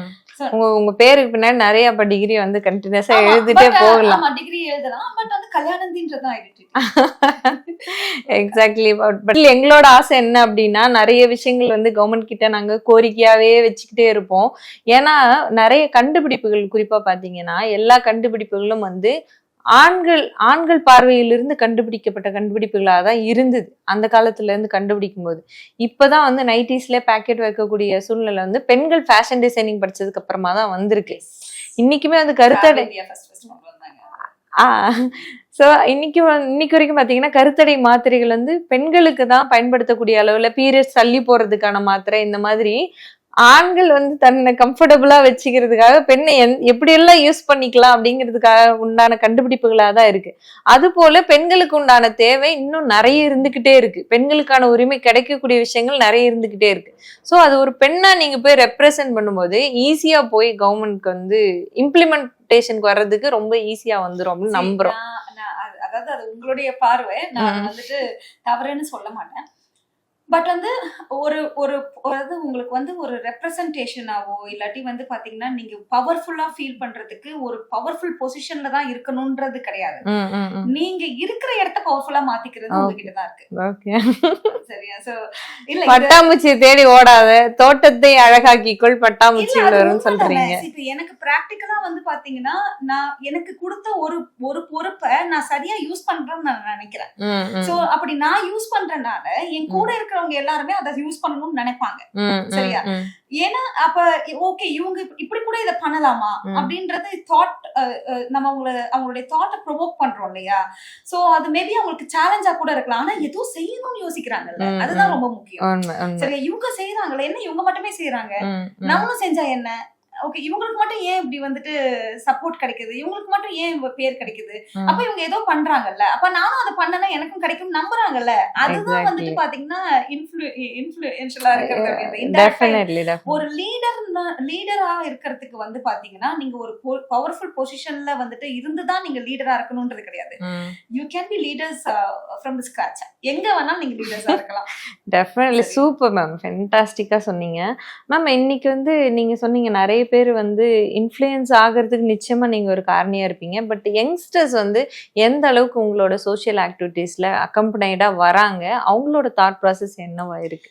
நம்ம சொல்லுவோம் இல்லையா, வேவ் லென்த். எனக்கு அதுல ரொம்ப நம்பிக்கை இருக்கு. தியரி ஆஃப் அட்ராக்ஷன் இல்ல வேவ் லென்த். இப்ப நீங்களும் நானுமே வந்துட்டு ஒரு தோழியா மாறினதுக்கான காரணம் என்ன? சரி, நான் அதுல நம்புறேன். ஏன்னா இப்ப ஜெயஸ்ரீயுமே வந்து ஒரு சமுதாய சிந்தனையுடைய ஒரு பெண், ஒரு எழுத்தாளர். சரியா? சோ நீங்க நீங்க உங்களை வந்து ஒரு நியூஸ் ஆங்கரா பாத்திருப்பாங்க, பட் உங்களுடைய பெட்டர் சைடு என்னன்னு எனக்கு தெரியும். எனக்கு வந்து அந்த மாதிரி இருக்கவங்களோட டிராவல் பண்ண ரொம்ப பிடிக்கும். சோ அப்பதான் நம்ம வந்து இன்னும் பவர்ஃபுல்லா ஃபீல் பண்ணுவோம். நம்ம வந்து இன்னும் நம்மளுடைய அறிவை வளர்த்துக்கலாம். ஜெய்ஷிக்ல இருந்து நான் நிறைய கத்துக்கலாம். சோ அப்ப அந்த யங்ஸ்டர்ஸ் குரூப் இருக்காங்க இல்லையா, யங்ஸ்டர்ஸ் குரூப்புமே வந்து என்கிட்ட வரவங்க வந்து ஏதாவது ஒரு வகையில வந்து என்னன்னா சமுதாயத்து மேல அன்பு இருக்கிறவங்களும் இல்ல என்ன பார்த்து என்கிட்ட படிக்க வரவங்க வந்துட்டு அதனால இன்ஃப்ளூயன்ஸ் ஆகி மாறிடுறாங்க. நான் 2012 இருந்தே வந்து பாத்தீங்கன்னா போட்டித் தேர்வுகளுக்கு நாங்க கிளாஸ் எடுத்துட்டு இருக்கும்போது 2015 ஃபிளட் வந்துச்சு. நான் எப்படி களப்பணிக்குள்ள வந்தேன் அப்படின்னா, இப்ப 2015 ஃபிளட் வந்து பயங்கரமா பேசப்பட்டு இருந்தது இல்லையா, எல்லாரும் ரொம்ப மோசமா அஃபெக்ட் ஆனோம். நான் இருந்தது மதுராந்தகம். அங்க வந்து பெருசா மதுராந்தகத்துல பாதிப்பு இல்ல, ஆனா சுத்தி இருக்கக்கூடிய பஞ்சாயத்துகள் எல்லாம் வந்து கிட்டத்தட்ட ஒரு 48-50 கிராமங்கள் வந்து அஃபெக்ட் ஆயிருந்தது. என்கிட்ட படிக்க வந்தவங்க எல்லாம் கிராமப்புற இளைஞர்கள். நான் வந்து என்ன பண்ணேன் அப்படின்னா, என்னுடைய பலம் அப்பதான் வாட்ஸ்அப்ல வந்துட்டு ஒரு கனெக்ட் வருது. சோ என்னோட ஃப்ரெண்ட்ஸ் எல்லாமே அவுட் ஆஃப் த கண்ட்ரி இருக்காங்க. அவங்க எல்லாருமே வந்துட்டு அவங்களால இங்க வந்து எதுவும் செய்ய முடியல, யாரு வந்து இதை பண்ணுவா அப்படின்னு பாக்கும்போது நான் குரூப்ல கேட்டேன், நான் ஒரு 1000 ரூபாய் எடுத்து போடுறேன், நீங்க சப்போர்ட் பண்றீங்களா, நான் போய் சப்போர்ட் பண்றேன். அப்ப they believed in me and they came forward. நான் அப்ப ஃபண்ட் ரைஸ் பண்ணி நிறைய கூட்ஸ் வந்துட்டு ஆர்கனைஸ் பண்ணி கொடுத்தாங்க நிறைய தோழிகள் வந்துட்டு. சோ அப்ப அதை கொண்டு போய் சேர்க்கறதுக்கு என்ன வேணும் அப்படின்னா ஆள் பலம் வேணும், மேன் பவர். சோ அந்த இளைஞர்கள் கிட்ட என்கிட்ட படிச்ச மாணவர்கள் வந்து குக்கிராமத்துல இருந்து வரவங்க, அவங்க வறுமை கோட்டு கீழ இருந்து வந்து அவங்களுக்கு வந்து வாழ்வாதாரமே ஒரு சேலஞ்சா இருக்கவங்க, அவங்க அவங்களுடைய மேன் பவரை கொடுத்தாங்க. சோ எனக்கு தெரியும் அதுல நிறைய பேர் இன்னைக்கு அரசாங்க அதிகாரிகள், அவங்கள யாராவது ஒருத்தங்க ஏதாவது செஞ்சுட்டு இருப்பாங்க. நிச்சயமா. சோ அதுதான் நம்ம வந்து இடத்தை தேடி போய் நீங்க ஐடென்டிஃபை பண்ணணும்லாம் இல்ல, உட்கார்ந்த இடத்துல இருந்தே நீங்க இன்ஃப்ளூயன்ஸ் பண்ணலாம். சோசியல் மீடியாவுக்கு வரும்போது ஃபேஸ்புக்ல வந்து எனக்கு ஒரு 400 ஃப்ரெண்ட்ஸ் தான் சரியா, நான் ரொம்ப பயப்படுவேன் வந்துட்டு. ஆனா இப்ப வந்து பாத்தீங்கன்னா எனக்கு ஒரு 30,000 ஃபாலோவர்ஸ் இருக்காங்க அப்படின்னா நான் என்னோட social media post full and full activities மட்டும் தான் போஸ்ட் பண்ணுவேன், சமுதாயம் சார்ந்த விஷயங்கள் தான் போஸ்ட் பண்ணுவேன், நான் என்னன்றதை மட்டும் தான் போஸ்ட் பண்ணுவேன். எனக்கு பெருசா வந்து பாதிப்பெல்லாம் வந்துட்டு வந்ததில்ல, வந்தாலும் எனக்கு எப்படி ஹேண்டில் பண்ணணும்னு தெரியும். நிறைய பேர் ஈனத்தனமா பேசுறவங்களும் வருவாங்க, அதுக்கெல்லாம் நம்ம வசரக்கூடாது. நம்ம என்னவா இருக்கோம் அதை எப்படி ஹேண்டில் பண்ணணும், நமக்கு ஒரு பிரச்சனை வந்துச்சுன்னா நம்ம எங்க கம்ப்ளைண்ட் கொடுக்கணும், என்ன பண்ணணும் அப்படின்ற தைரியம் தான் போறோம். Right usage of the social media is very important. நான் ஃபேஸ்புக் வழியா எனக்கு எத்தனை நண்பர்கள் வந்துட்டு இன்னைக்கு இந்த பாட்காஸ்ட் நடக்கிறதுக்கு கூட லிங்க்டின் தான் காரணம். சோ லிங்க்டின்ல வந்துட்டு டி டாக்ஸ் வினோத் பார்த்துட்டு தானே கூப்பிடுறாரு ஒருத்தங்க இருக்கிறாங்க அப்படின்னு சொல்லிட்டு. ரைட் யூசேஜ்ன்றது இருக்குல்ல, ஏன்னா இன்னைக்கு நல்லது செய்யறோங்கிறத கூட நம்ம டிஜிட்டலி நம்ம எடுத்துட்டு போக வேண்டிய கட்டாயத்துல இருக்கும். இன்னைக்கு நியூஸ் பேப்பர் படிக்கிறவங்களோட எண்ணிக்கை குறைஞ்சிருச்சு, நல்ல விஷயங்களை தேடி தேடி பாக்குறவங்களுடைய எண்ணிக்கை குறைஞ்சிருச்சு, நெகட்டிவிட்டி தான் அதிகமா ஸ்ப்ரெட் ஆயிட்டே இருக்கு. சும்மாவே வந்து திட்டிட்டு போவாங்க. ஆமா, நம்ம வந்து நல்லது செய்யறதுல 1000 குறை சொல்லிட்டு போவாங்க, அவங்க எதுவும் செஞ்சிருக்க மாட்டாங்க. பாலிசிஸ் தான் பேசுவேன். ஆக்சுவலா இந்த அரசாங்கம் வந்து என்ன நலத்திட்டங்கள் வச்சிருக்காங்கன்றத பேசினாலே வந்து வேற பார்ட்டிக்காரங்க எல்லாம் வந்து திட்டுவாங்க. இந்த அரசாங்கத்துல நான் ஒரு நலவாரிய உறுப்பினரா இருக்கேன் அப்படின்னா கண்டிப்பா வந்து அரசாங்கம் நல்லது பண்ணுது அப்படின்னா அந்த மக்களுக்கு கொண்டு போய் சேர்க்க வேண்டியது என்னோட பொறுப்பு இல்லையா? நிச்சயமா. அது தெளிவா பண்ணாலே வந்துட்டு வந்து கேள்வி கேட்டு போவாங்க. ஒரு நலத்திட்டத்தை ஷேர் பண்ணா அங்க வந்து ஒரு பொலிட்டிக்கல் கமெண்ட் போட்டுட்டு போவாங்க. எந்த பொலிட்டிக்கல் பார்ட்டி ஆட்சி அமைச்சாலும் அதுல இருக்கக்கூடிய நலத்திட்டங்களை நீங்க வந்து மக்களுக்கு எடுத்துட்டு போக தான் போறீங்க. அந்த புரிதல் கூட இல்லாம பண்றவங்களுக்கு நீங்க வந்து பதில் சொல்ல தேவையில்லைங்கிறத வந்து நெத்தியடைய சொல்லி இருக்கிறீங்க. உண்மையிலே ஆமா, நான் பண்ற வேலைக்கு நான் என்னவா இருக்கணும், நான் எப்படி வேலை பார்க்கணும் நீங்க எல்லாம் சொல்லக்கூடாது. Correct ma'am. இப்ப வந்து அரசாங்கம் வந்து நிறைய நலத்திட்டங்கள் அறிமுகப்படுத்துது, அதை நீங்க கொண்டு சேர்க்கக்கூடிய இடத்துல நீங்க இருக்கிறீங்கன்னு சொல்றீங்க. அரசுக்கும் பொதுமக்களுக்குமான ஒரு பால கட்டமைப்பா தான் என்னால இது பார்க்க முடியுது. இதுல நீங்க என்னென்ன சேலஞ்சஸ் ஃபேஸ் பண்றீங்க? குறிப்பா சேலஞ்சஸ் அப்படின்னு வரும்போது yes, I will be branded as a typical party person. நான் வந்து இப்ப நான் இந்த டிஎம்கே ஆட்சியில நான் ஒரு நலவாரிய உறுப்பினரா இருக்கிறதுனால ஆட்டோமேட்டிக்கா வந்து என்னன்னா என்ன எல்லாரும் வந்து அடிச்சுட்டு போவாங்க வந்துட்டு. அது நான் தமிழர் கட்சியில இருந்து யாராவது வந்து திட்டிட்டு போவாங்க, பிஜேபி காரங்க வந்து திட்டிட்டு போவாங்க, ஃபேக் ஐடிஸ் கிரியேட் பண்ணி எல்லாம் என்ன பிஜேபி காரங்க எல்லாம் திட்டிருக்காங்க வந்துட்டு. நான் மேக்ஸிமம் வந்துட்டு அந்த ABCDE தான், avoid, block, cut, delete, exit அந்த மாதிரி பிரின்சிபலோட வாழ்ற ஆள் நானு. சோ அதனால அது பெருசா எனக்கு பாதிப்பை ஏற்படுத்துது இல்ல. பட் சில சமயம் வந்துட்டு எரிச்சலா இருக்கும். நம்ம வந்து காமனா த்ரெட்டனிங் கால்ஸ் ஏதாவது வந்திருக்காங்க உங்களுக்கு? சோஷியல் ஜெனரலா கேக்குறேன், not only for implementing government schemes, அதை தாண்டி வேற ஏதாவது இல்ல. இந்த மொட்டை இல்ல. கடுதாசி பெட்டிஷன்ஸ் போட்டிருக்காங்க வந்துட்டு நான் நல்லா ஒர்க் பண்றேன்னு சொல்லிட்டு பெட்டிஷன் போட்டிருக்காங்க. சரியா, கேரக்டர் அசாசினேட் பண்ணி ஒரு பெண்ணுக்கு பெண் சேலஞ்சிங்கா தெரிஞ்சாலோ இல்ல ஒரு ஆணுக்கு பெண் சேலஞ்சிங்கா தெரிஞ்சாலோ இல்ல ஆணுக்கு ஆண் சேலஞ்சிங்கா தெரிஞ்சாலுமே வந்துட்டு இந்த மொட்டை கடிதாசி போடுறதெல்லாம் ரொம்ப காமன் தான். சோ இவங்க எல்லாருமே இந்த மாதிரி ஒரு விஷயத்த செய்யும் போது என்னன்னா நம்மளதான் அவங்க வலுப்படுத்துறாங்க. They are making a stronger. So and also வந்துட்டு அவங்க நம்மளை பத்தி பேச பேச ஒரு நெகட்டிவான விமர்சனம் வர வர நம்ம வளர்ந்துட்டு தான் இருக்கோம். வந்துட்டு நமக்கு நம்மளே பப்ளிசிட்டி பண்ண வேணாம், அவங்களே பப்ளிசிட்டி பண்ணி நம்மளை வளர்த்து விட்டுறாங்க. சரியா, சோ அதே நம்ம பாசிட்டிவா கேஸ் ஏதாவது போடுற அளவுக்கு ஏதாவது இல்ல. எனக்கு வந்து பாத்தீங்கன்னா அதாவது என்ன நல்லது செய்ய போய் கெட்டதுல முடிஞ்ச விஷயங்கள்ல நிறைய பேர் அது காரணம் என்னன்னு நான் சொல்றேன் கேளுங்க. Because I know how to travel with the system. Okay, சரியா, என்ன பண்ணணும் பண்ணக்கூடாதுன்றது ஒரு களப்பணியாளராகவும் ஒரு அரசாங்கத்துடைய இயந்திரமா நம்ம செயல்படும் போதும் நமக்கு தெரியணும். அந்த தெளிவான சிந்தனை இருக்கணும். சோ நான் இந்த சிஸ்டம்ல இருந்தாதான் நான் வந்து ஏதாவது என் மக்களுக்கு பண்ண முடியும். சரியா, நான் யாரை நோக்கி வேலை செய்யறனோ அதை பண்ண முடியும். வெளியில நின்னு கத்துனா என்னால பண்ண முடியாதுன்னு நான் ஆழமா நம்புறேன். So I always believe action is more powerful then words. So நம்ம ஒரு பக்கம் வந்துட்டு ஒரு பக்கம் வந்து பாத்தீங்கன்னா நம்ம பேசிக்கிட்டே இருக்கலாம், ஆனா செயலுக்கு வந்துட்டு ரொம்ப முக்கியம். நமக்கு என்னென்ன ப்ரொவிஷன்ஸ் இருக்குன்றத தெரிஞ்சுக்கிறதும் அதை பத்தி தெரிஞ்சுக்கிட்டு அதை எப்படி நம்ம வந்து ப்ராப்பரா கன்வெர்ட் பண்ணணும் அப்படின்றதும் தான் ரொம்ப ரொம்ப இம்பார்ட்டன்ட் வந்துட்டு. சோ எனக்கு சேலஞ்ச் எங்க வந்திருக்கு அப்படின்னா, நான் ஒரு காலேஜுக்கு போகும்போது ஒரு அண்டர்ஸ்டாண்டிங் இருக்காது இல்லையா. போலீஸ் ஸ்டேஷன்ஸ்ல சில சமயம் வந்துட்டு பாத்தீங்கன்னா நாங்க கம்ப்ளைண்ட் கொடுக்க போகும்போது நான் இந்த துறையில இருந்து வரேன்னு சொன்னா கூட மதிக்காம பேசின இன்ஸ்பெக்டர்ஸ் இருக்காங்க. சரியா, அப்ப இறங்கி நின்னு சண்டை போட்டிருக்கேன் வந்துட்டு. சோ நீ எனக்கே இப்படி பண்றீங்களா அப்படின்னு சொல்லிட்டு. பட் அதோட நான் நிறுத்தினது கிடையாது. சண்டை போட்டு போனா என்ன ஆயிடும்போது, நான் 8 another women she came and fought, அவ்வளவுதான். பட் நான் அதெல்லாத்தையும் எழுதி டீடைலா எழுதி யாருக்கு எழுதி அனுப்பணுமோ மேல் அதிகாரிகளுக்கு எழுதி அனுப்பிச்சு அதை கேஸ க்ளோஸும் பண்ணிருக்கோம் நாங்க. சரியா, சில சமயம் கம்ப்ளைண்ட் எழுதும்போது ஒரு பெண்ணா நான் வந்து போய் ஒரு கேஸ் கொடுக்குறேன், ஒரு சைல்ட் மேரேஜ் கேஸ் கொடுக்கும்போது அவங்க என்ன பண்றாங்கன்னா அவங்களுக்கு வேணுன்ற மாதிரி கம்ப்ளைண்ட் எழுதி கொடுங்க அப்படின்னு சொன்னாங்க. முடியாது, நான் ஏன் உங்களுக்கு வேணுன்ற மாதிரி கம்ப்ளைண்ட் எழுதி கொடுக்கணும், எனக்கு என்ன கம்ப்ளைண்டோ அதை நீங்க எழுதி வாங்கன்னு நான் ஸ்ட்ராங்கா வாய்ஸ் அவுட் பண்ண முடிஞ்சதுக்கு காரணம் என்ன, எனக்கு என்ன இங்க ப்ரொவிஷன்ஸ் இருக்கு, நான் என்ன அப்படின்றது என்ன என்னுடைய இண்டிவிஜுவல் ரைட்ஸ், கான்ஸ்டிடியூஷனல் ரைட்ஸ் எல்லாத்தையும் எனக்கு தெரிஞ்சனால அது அப்ரோச் பண்ண முடிஞ்சது. ஒரு காலேஜுக்கு போகும்போது ஒரு பெண் குழந்தை வந்துட்டு ஃபீஸ் கட்ட முடியல. அவளுக்கு வந்து பாத்தீங்கன்னா ரொம்ப வந்து அவங்க அம்மாவும் பொண்ணும் சஃபர் ஆயிட்டு இருந்தாங்க. அவளுக்கு எக்ஸாம் எழுத கூட விடாம அவளை டெய்லியும் வெளியில நிக்க வச்சு நீ எக்ஸாம் எழுதுறன்னு சொல்றது, இந்த மாதிரி எல்லாம் நிறைய காலேஜஸ்ல பண்ணுவாங்க. அப்ப இறங்கி போகும்போது என்ன பண்ணாங்கன்னா, டிப்பிக்கலா அது வந்து என்னன்னா, நான் இந்த டிபார்ட்மெண்ட்ல நான் வரேன், நான் ஒரு நலவாரிய உறுப்பினர்னே தான் நான் போறேன். போகும்போது அவங்க என்ன பண்ணாங்க அப்படின்னா, உன் போனை ஹேண்ட் ஓவர் பண்ணிட்டு போ அப்படின்னாங்க. நான் என் போனை ஹேண்ட் ஓவர் பண்ணணும். சோ அங்க ஆரம்பிச்சது கான்ஃபிளிக்ட் வந்துட்டு. ஆரம்பிச்சு அங்க வந்து உள்ள போய் சண்டையாகி நான் எழுந்தே போக மாட்டேன்னு சொல்லி அதுக்கப்புறம் வந்து பாத்தீங்கன்னா அது சால்வ் ஆகி அந்த பொண்ணை எக்ஸாம் எழுத வச்சாங்க. சரியா, சோ அந்த மாதிரி சேலஞ்சஸ் எல்லாம் சொசைட்டில இறங்கி போகும்போது நீங்க ஒரு சிஸ்டம்குள்ள அந்த சேலஞ்சஸ் இருந்திருக்கு. பட் அதர் தென் தட் வந்துட்டு உண்மையா சொல்லணும் அப்படின்னா வந்துட்டு மேபி யூனோ லைக் நம்ம கரெக்டான விஷயத்த கரெக்டா பண்ணும்போது நமக்கு எப்படி பண்ணணும்னு தெரியும் போது நம்ம அந்த நீங்க சொல்ற மாதிரி சோ கால் த்ரெட்ஸ் அதெல்லாம் தாண்டி வந்துடலாம்னு நினைக்கிறேன். ஒரு சமயம் வந்து எனக்கு நான் ஒரு கோவிட் சமயத்துல இந்த ரேப் இருக்கு இல்லையா, கானா சாங்ஸ் வழியா நாங்க விழிப்புணர்வு ஏற்படுத்திட்டு இருந்தோம். அப்ப நானும் இறங்கி பிளஸ் வந்து ஒரு வியாசர்பாடியில இருந்து இளைஞர்கள் வந்துட்டு பாத்தீங்கன்னா வந்து ஒரு டீமா வந்து அவர் லோகன் மாஸ்டர் அவங்க டீம் வந்து பண்ணிட்டு இருந்தாங்க. அப்ப எனக்கு ஒருத்தர் போன் பண்ணி மிட் நைட்ல போன் பண்ணி, அறிவில்ல உனக்கு, நீ என்ன தெருவுல இறங்கி இப்படி பண்ற, என்னையா இது, நான் வந்து ஒரு சமூக செயற்பாட்டாளர், நான் வந்து தெருவுல இறங்கி ஒரு 4 மனுஷங்க என்ன மாதிரி இருக்கவங்களுக்கு கூட நின்னு நான் வந்து ஒரு விழிப்புணர்வு ஏற்படுத்துறதுல உனக்கு என்ன வந்துட்டு பிரச்சனை வந்துட்டு, அப்பெல்லாம் திட்டுவேன் நான் திரும்பி. புரியுது, நான் ஐ கிவ் இட் பேக்.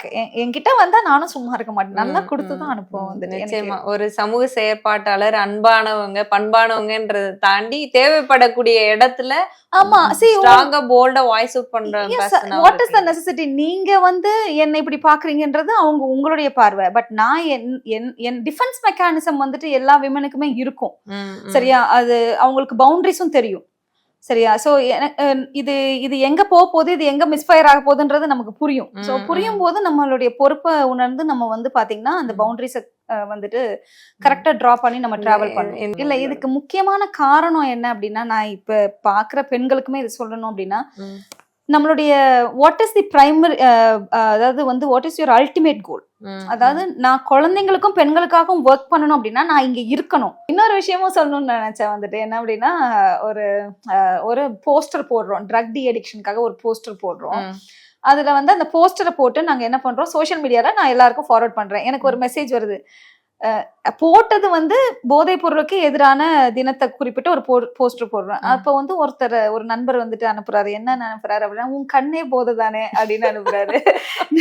நான் எங்க இருந்துடா வரீங்க நீங்கெல்லாம், நான் என்ன போஸ்டர் அனுப்புறேன், நீ என்ன போஸ்டர் அனுப்புற, நீ என்ன மெசேஜ் போடுற அப்படின்ட்டு நான் அடுத்த கேள்வி கேட்டேன், உன் கட்சி இதுதான்ப்பா உனக்கு சொல்லி கொடுத்ததா அப்படின்னு சொல்லிட்டு ஓடிட்டாரு. அதோட காணாம போயிட்டாரு. எஸ்கேப் வந்துட்டு. சோ அவர் ஒரு மாற்று கட்சி நண்பர். அண்ட் அதே மாதிரி நேத்து கூட கை தவறுதலா ஒரு நண்பர் வந்துட்டு ஒரு பான் வீடியோ அனுப்பிச்சு விட்டாரு. ஒரு பெண்ணா இருக்கிறது எவ்வளவு பெரிய சவாலா இருக்கு பாத்தீங்களா. அதான் அந்த நண்பருக்கு வந்துட்டு பாத்தீங்கன்னா நான் என்ன சொன்னேன் அப்படின்னா, ஐயா தெரியாம அனுப்பியிருப்பீங்கன்னு நினைக்கிறேன், போலீஸ் வீட்டுக்கு வரும், பத்திரமா இருங்க அப்படின்னு சொல்லி அனுப்புனேன். அவர் எங்க இருக்காருன்றது இப்ப தெரியல.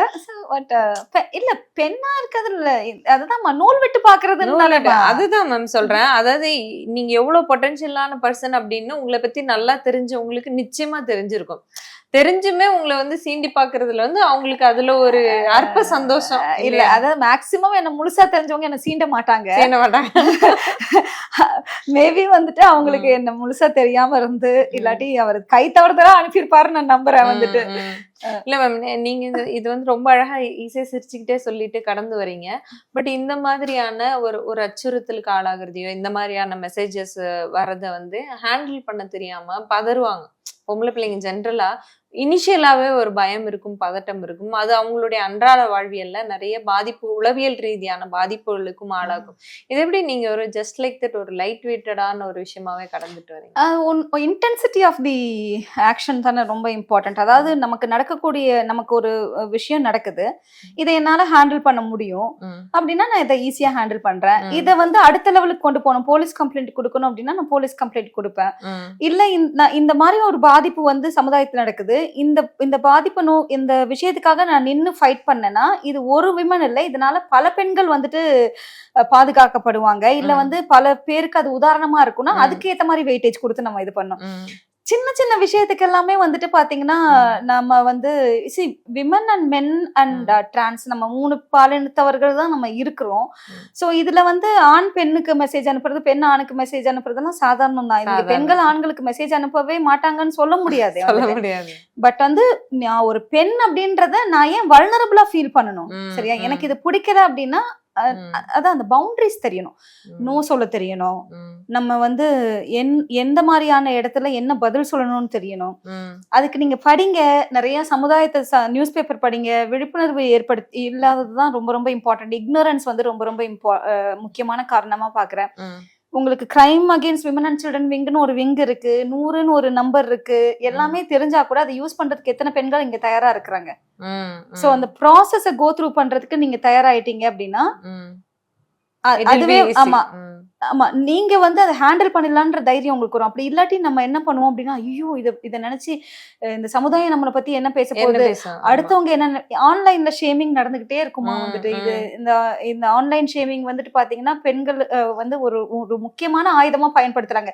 அது ஒரு ஆக்ட்ரஸை தாண்டி இன்னைக்கு அரசியல்வாதியில இருந்து ஒரு சின்ன போஸ்ட் போடுற யாரா இருந்தாலும் வந்து இன்னைக்கு நீங்க முகநூலை திறந்து பார்த்தாலே மேக்சிமம் கண்டென்ட் வரதே வந்துட்டு ரொம்ப குப்பையான கண்டென்ட், அதுவும் வந்துட்டு கெட்ட வார்த்தையில கண்டென்ட்டை தான் போடுறாங்க.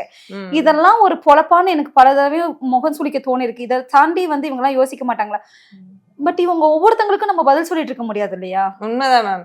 அஸ் ஜேர்னலிஸ்டா நானுமே நிறைய பொலிட்டிக்கல் பார்ட்டிஸ், ஊடகத்துறையில பெரிய ஆளுமைகளோட போட்டோ எடுக்கும் போதே ஒருத்தரோட எடுத்திருக்கும் போது இது யாருங்க நம்ம சம்சாரங்களா அப்படின்றலாம் கமெண்ட்ல வருது எனக்கு. இவர் வந்து நான் என்னோட புக்கை ஒருத்தருக்கு கொடுக்கும்போது அவர் தன்னுடைய 21வது புக் கை பிடித்தார், அவர் கையை மட்டும் பிராக்கெட் பண்ணி போட்டு எனக்கு கமெண்ட்ல வந்திருக்கு, இதை தாண்டி நிறைய கேவலமான கமெண்ட்ஸ் எல்லாம் அப்ப அந்த சில்லறத்தனமா யோசிக்கிறாங்க இல்லையா? இப்ப நான் அவங்கள எல்லாம் எப்படி கேட்டகரைஸ், நான் எப்படி ஹேண்டில் பண்றேன், இவங்களுக்கு எல்லாம் ஏதோ மனவியல் உளவியல் பிரச்சனை இருக்கு, ஏதோ நோய் இருக்கு அப்படின்னு நினைச்சிட்டு போயிடுவேன் நான் வந்துட்டு. அவ்வளவுதான். ஏன்னா ரொம்ப வக்கரமா ஒருத்தன் வந்து ஒரு சோசியல் மீடியால வந்து பச்சையா எழுதுறான், அவச்சொற்களை பயன்படுத்தி எழுதுறான் அப்படின்ற போது அவனுக்கு அந்த தைரியம் எப்படி வருதுன்னா, he does not believe that he is an anti-social element.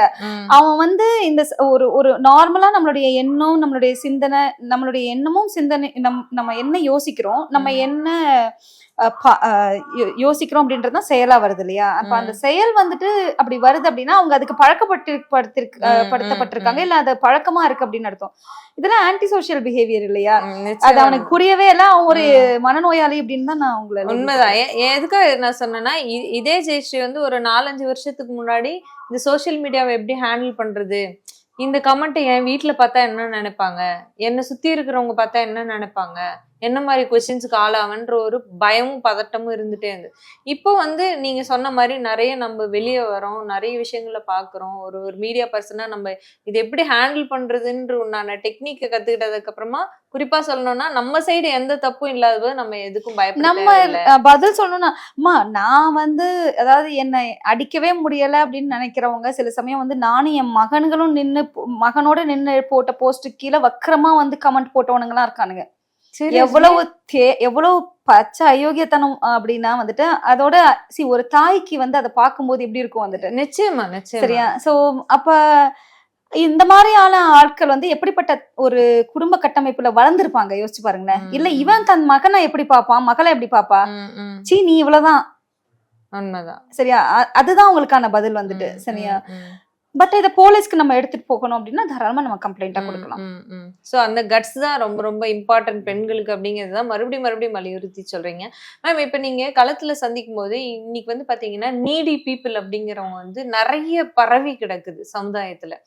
அடித்தட்டு மக்கள், நசுக்கப்பட்ட மக்கள்னு அவங்களோட நீங்க பயணப்படும் போது ஒரு உதவி செய்யணும்னு போய் அதுவே உங்களுக்கு ஒரு சவாலாவோ இல்ல ஒரு மன கஷ்டமாவோ மாறின சம்பவங்கள் ஏதாவது நடந்திருக்கு?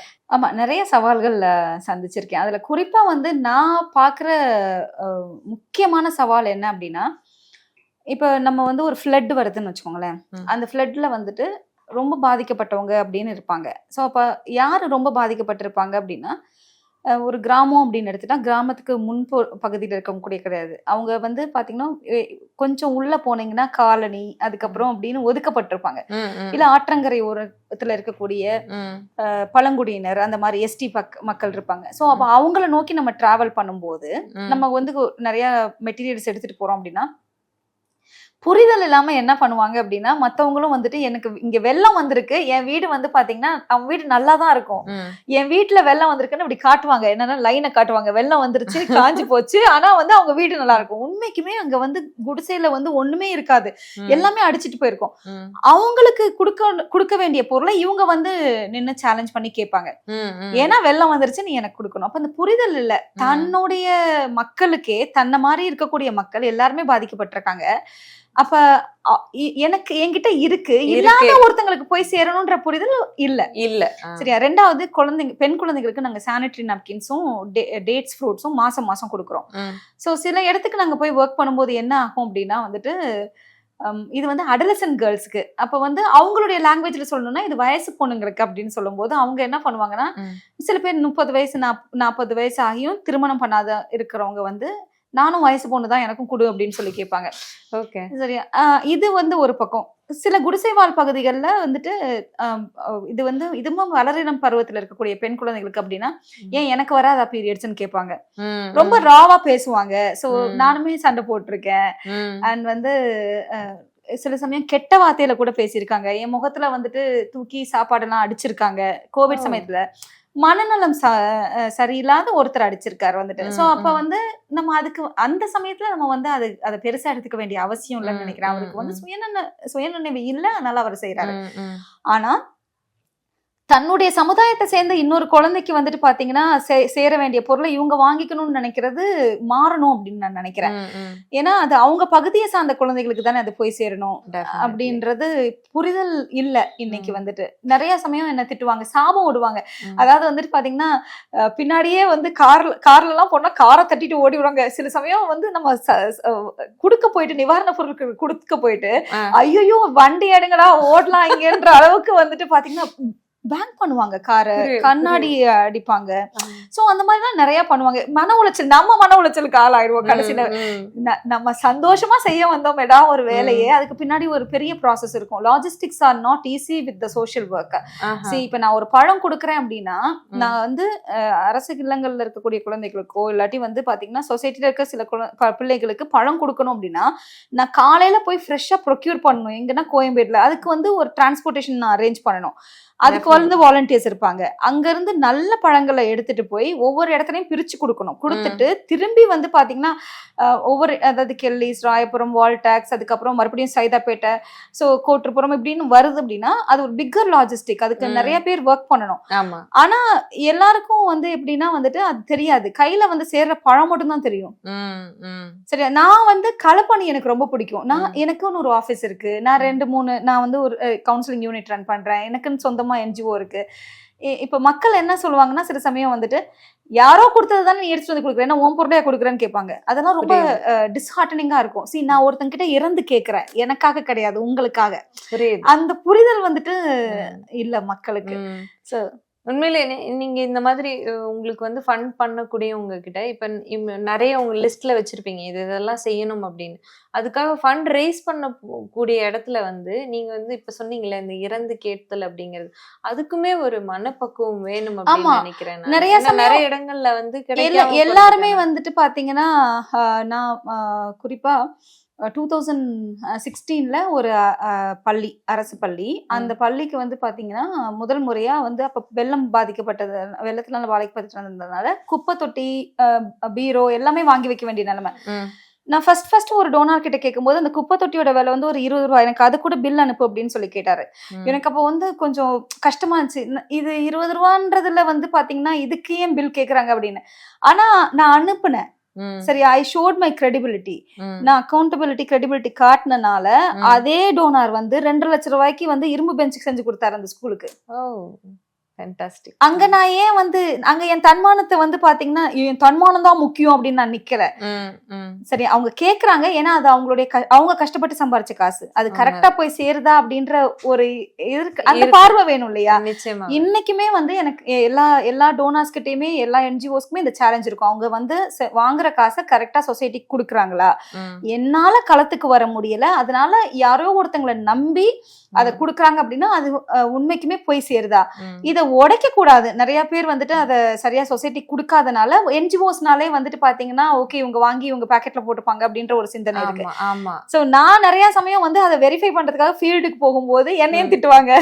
சரி, நான் ஃபீல்டுக்கு போவேன். ஆனா எனக்கு அது எக்ஸ்பீரியன்ஸும் கூட. I love being with people. எனக்கு வந்து அவங்க கிட்ட இருந்து நான் அதனாலதான் என்னால வந்து பெட்டரா வந்துட்டு நான் எங்களுடைய போர்டுல போய் எங்க அமைச்சர்கிட்ட மேம் இது தேவைப்படுது அப்படின்னு என்னால சொல்ல முடியும்.